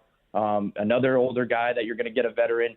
And this all ties back to, fitting Jimmy Butler's timeline. I think that's always going to be the thing. You could have youth, but eventually it's going to have to turn into something. And I don't think this has anything to do with Duncan Robinson having probably the first slump of his career. I think this was inevitable either way, that if a guy like this comes along and you have an opportunity for lock up a guy like Kyle Lowry for years to come in the areas that you need, help in, I think it just makes a lot of sense overall. Okay, and I understand everything you're saying, but just doing simple math, if you look at Olynyk's production, Duncan's production, and Iggy's production, the three players you think that would be given up in this trade, correct? Or is there a fourth one? Precious Achiuwa. Oh, and Achiuwa. Okay, but he doesn't really give you that much. Okay, but Lowry does not replace the amount of points you get from those three guys. Maybe the assists, although Olynyk's been doing pretty good with that, and he certainly doesn't replace the rebounding you get from all three guys combined. That's where it kind of it really, while it does improve you in the areas that you talked about, it's going to severely weaken you in other areas. Well, like I mentioned, the buyout market, I think, is one. And also in a deal like this, it's going to be more than two teams. It's not just going to be Toronto and Miami, which means that, if you're losing a Duncan Robinson type or somebody like that, you're going to add probably a type of shooter. Another guy that you can monitor is JJ Redick is looking probably to get bought out by the Pelicans. I think that's a guy that we could watch and maybe get picked up if this deal goes through. So I definitely think there's ways to kind of clean that up a bit. I definitely agree that I don't think if you're losing all those guys, the production, I think Trevor Ariza subs in for Andre Iguodala if he was included. But I do think it would be one of Iguodala or Olynyk. So either way, you're going to have to try to find a guy to sub in right there. Precious Achiuwa, they've been going away from already a little bit. It's been the Chris Silva over Precious Achiuwa, ironically lately. So that's not much of a loss currently. And then obviously the Duncan Robinson side is the big one. All right, so if the Lowry move isn't made, is it Oladipo? Is that the realistic move? Are they interested? How do you see that? Well, I think Victor Oladipo is always going to be tied to Miami, no matter what.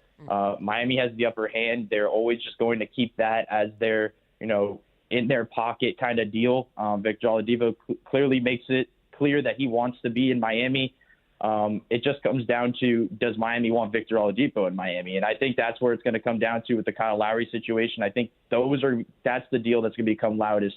If Lowry thing, if he decides that he wants to stay in Toronto or go back home to Philly, I think it makes a lot of sense as well. I think it makes, ties back to the Lowry thing, that it's a guy that can, create for himself. He can defend in the front court, in the back court, and he, is also a type of guy that, that can have a relationship like that to build for the future because he's a lot younger. But then the other side of things is that when he gets into free agency, you could also sign him as well. So do you want to give up assets, even though they'll probably be a little bit less of, giving up wise, that you're going to have to try to move forward, with that decision. All right, Brady Hawk joining us from 5 Reasons Sports. By the way, you can follow him on Twitter at BradyHawk305. If they don't make the move for Lowry or Oladipo, is there a dark horse candidate out there that could be available via trade that Heat fans should be looking at? Well, I think there's going to be more and more as we go along that's just going to pop up out of nowhere. One that was reported by Greg Sylvander today was Malcolm Brogdon, which is an interesting one that they're going after it was reported that they were putting him in trade talks. Another one that came up that I'm not really on the side with is Spencer Dinwiddie because of the injury stuff. Yeah. I don't think it makes a lot of sense to give up, guys that can play right now, especially to a team like Brooklyn that is immediately going to get better with that type of trade. So I do think there's a clear thing that they're looking at these type of guards that can help them in that area, two-way guards that can score on their own. And if another one becomes available, I'm sure they're going to be trying to, get in active talks with them as well.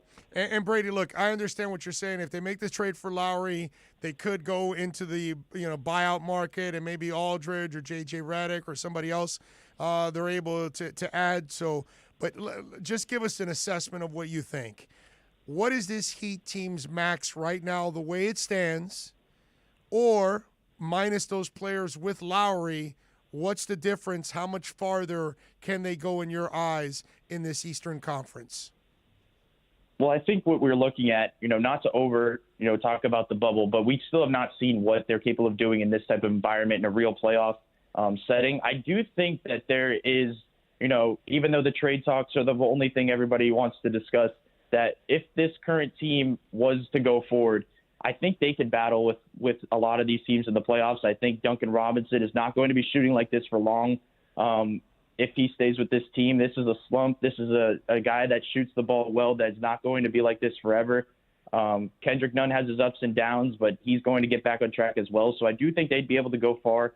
But it just comes down to that veteran leadership type guy to take the ball out of Butler's hands at times when he steps off the floor to basically take over in a playoff series, because it's being harped on since the beginning of the season that when Butler exits the floor, they don't really have a guy they can go to.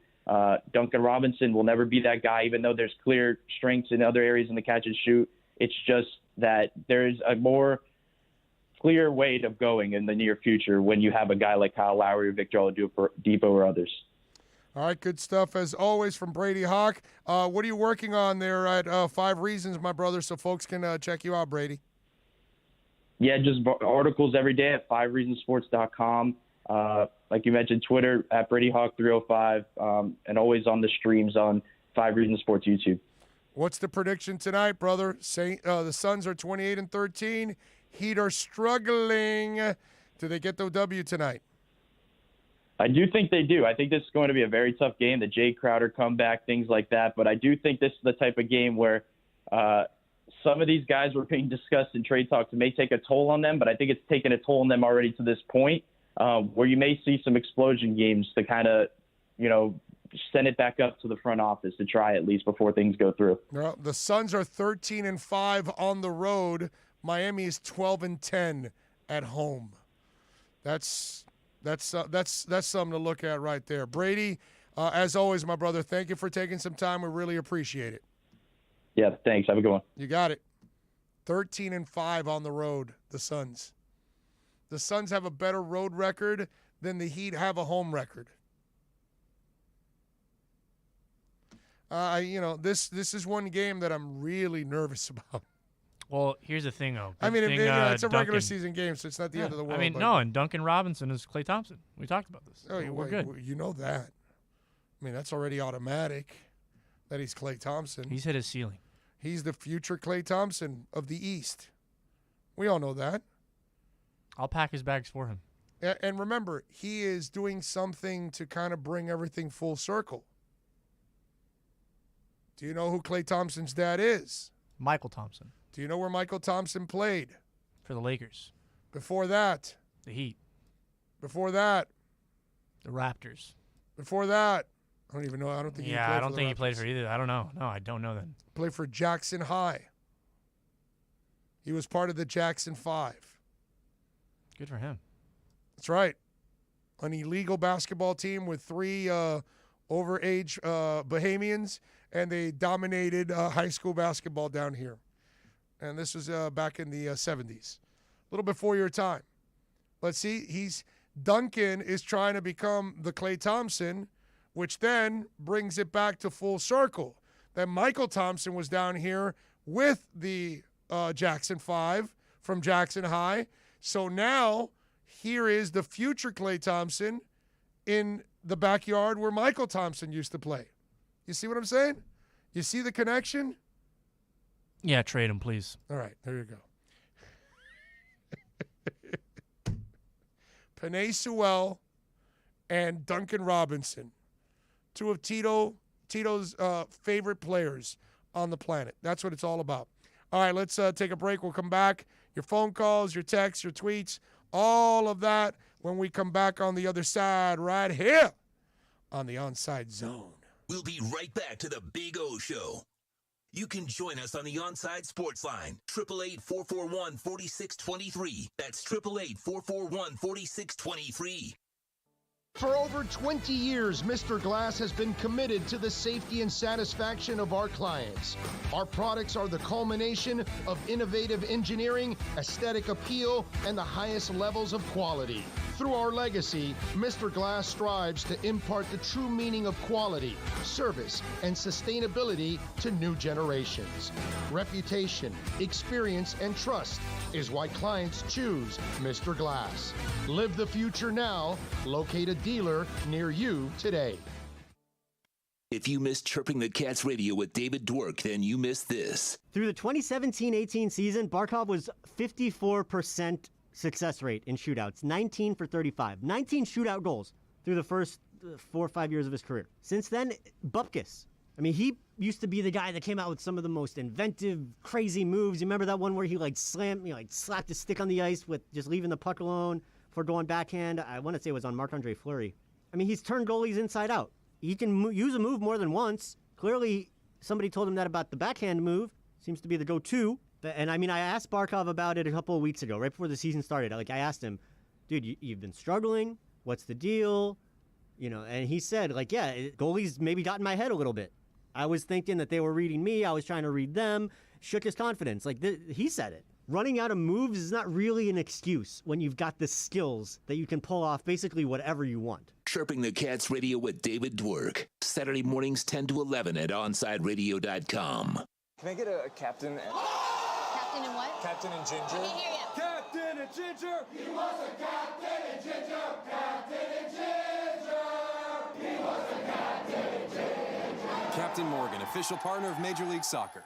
Hey, it's Big O for EJD Construction, your custom home builder, additions and home remodeling. Our lives have changed. We're making our homes more of an oasis. Call the right place. Call the right people. Eric at EJD Construction for over 16 years. A-rated member of Angie's List in the Better Business Bureau. 305-433-4843. That's 305-433-4843 for EJDConstruction.com. Let's raise a cup to the first among us who put themselves last. To the risk takers, the mask makers, the heroes on the front line and online. To the ones keeping shelves full and keeping us hopeful. To those who don't stop and those making all the stops. To the ones who pick up, suit up, and never let us down. From all of us at Duncan to all the heroes keeping everyone running, we thank you.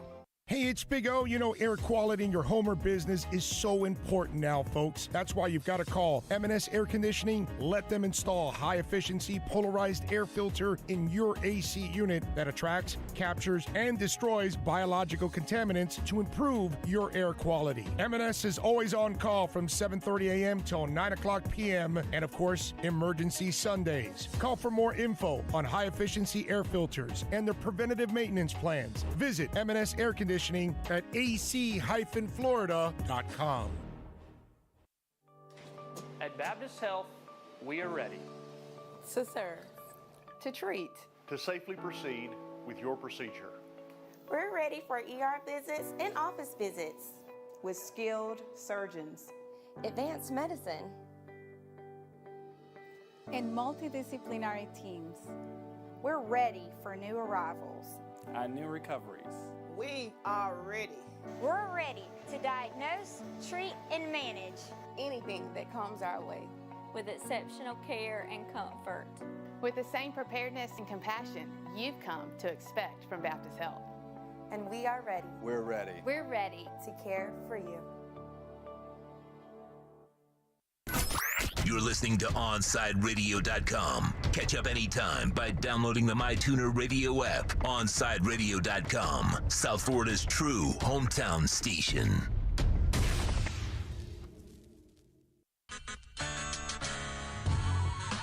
All right, we're back, baby. Final segment of the show as we hand it off to Alex Dono, the man of the match. We got to thank Ian Cummings from Pro Football Network. He was excellent. And, of course, Josh Tolentino from The Athletic, David Dwork, of course, from Chirping the Cats Radio on weekends here on our station from 10 to 11 in WPLG. And Brady Hawk just joined us now from 5 Reasons Sports to talk a little Miami Heat action. And, Don, I just threw out that stat. You realize that the Suns are 13-5 on the road, and the Miami Heat are 12-10 at home. I'm worried about this game. Yes. I'm worried about this game. Of course. Another L incoming. You got to be worried about this game. Here's the other thing with the Heat. All right, Dono, because, you and I are crypto bros. Yeah. FTX cryptocurrency, $135 million naming deal for the Miami I was so happy or when the I saw AAA arena. How about that? I was so happy when I saw that. Yes, and when that news popped up about a week ago, I retweeted it, and that's when, the tinfoil hat wearing losers started to come at me on social media like, bro, you believe in this crypto? I got my money all in cash under my mattress. I had those people coming. Oh, you can't trust the government. You can't trust the decentralized. You can't trust the blockchain. I had people telling me that crypto is a Ponzi scheme. I love it. They were coming out of the freaking woodwork.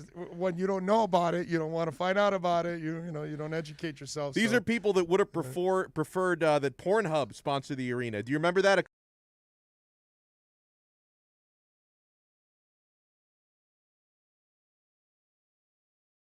And text and we had a talk show hosts that refused to change with the times, and the times ran over them, and that's what happens in life, baby. If you don't change with the times, the times are going to run you over. And whether what's the problem about the crypto stuff? What people don't realize is we've been digital for so many years now. Oh, absolutely. You rarely carry cash. Use credit cards all over. It's been digital forever. Yeah. It's just now identified with a coin instead. That's all it is. Well, and I think it's the same thing. And I think the people who are really, really afraid of it. I'm not saying this for everybody, but I think some of the people who really speak up against it are thinking it's too late for them to get into it. But not even close. And I wish I had gotten in on the ground floor. I wish I had gotten in back when a Bitcoin was a few cents and I'd be a billionaire right now. There are a few people who got in really early. God bless them who did. Yeah. But I can remember having conversations with a couple of friends of mine who 2 months ago, because I started to get into crypto only 3 months ago, I think. And 2 months ago, a couple of friends of mine were telling me hey, I don't know about this, bro. What are you doing? You got to invest in my stock. stonks instead of this crypto. And then within a month of that, these same people are asking me, hey, what's the best service to use? What do you recommend buying? Right. So I don't think it's ever too late, man. The FTX has got $135 million. They're doing all right. They're doing fine. They're doing all right, man. So it's crazy stuff. So better chance tonight that the Panthers beat the Blackhawks than the Heat beat the Suns. Oh, 1,000%. I expect the Panthers to beat the Blackhawks, and I'm not going to say I'm expecting the Suns to win because the Heat are due for a bounce back. But I am much more in favor of the idea that the Panthers are winning tonight. What do you got going on today? Well, we're going to talk some basketball with Alana Tahauer from the 5 Reasons Sports Network. We'll talk about all the Kyle Lowry mayhem. We'll talk about the game tonight against the Phoenix Suns. We are going to talk some football, both Dolphins and Hurricanes, with Jakari Givens from the 5 Reasons Sports Network. He is a football mind. I mean, he played Division I football with Kansas. He really breaks down the action so well. So I'm going to ask him about some Canes players and some draft prospects. And it's Terrible Take Tuesday. I love it. We have some people to throw onto the bus today. The theme of today's Terrible Take Tuesday is the British ruin cuisine. Like if you think that Americans they have something called spotted dick. Oh my God! What kind of a meal is that? Well, I had some spotted dick today. What kind of a conversation is that? Where's that going? What's wrong with you? I would have English some explaining people? to do if that was my breakfast. It's kind of like you have to, like, if it's not somebody English, you're now explaining what spotted dick is. I mean, that's just the bangers and mash. I mean, come on, give me a break. All right, maybe the lovely Lala wants to untie that knot. Anyway, I'm out of here. Y'all be good. Thank you, of course, for supporting us here on the station and all of our shows. Alex Dotto, man of the match. Tito Benash, you're a stud. We'll see you guys tomorrow. We'll be right back to the man of the match with Alex Dotto. You can join us on the Onside Sports Line, 888-441-4623. That's 888-441-4623. You're listening to the home of Inter Miami CF. His strike is a decent one. It's fired into the top right corner. Gonzalo Higuain opens his account for Inter Miami. OnsideRadio.com, where the passion for La Rosa Negra runs deep. Let's raise a cup to the first among us who put themselves last. To the risk takers, the mask makers, the heroes on the front line and online. To the ones keeping shelves full and keeping us hopeful. To those who don't stop and those making all the stops. To the ones who pick up, suit up, and never let us down. From all of us at Duncan to all the heroes keeping everyone running, we thank you. You're listening to this station with more live and local sports talk than anyone else in South Florida. OnsideRadio.com, broadcasting from South Florida to the world. Welcome back to the Man of the Match with Alex Dotto. It's all yours.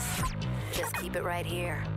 You can reach out anytime on the Onside Sports Line, 888-441-4623. That's 888-441-4623. Yeah!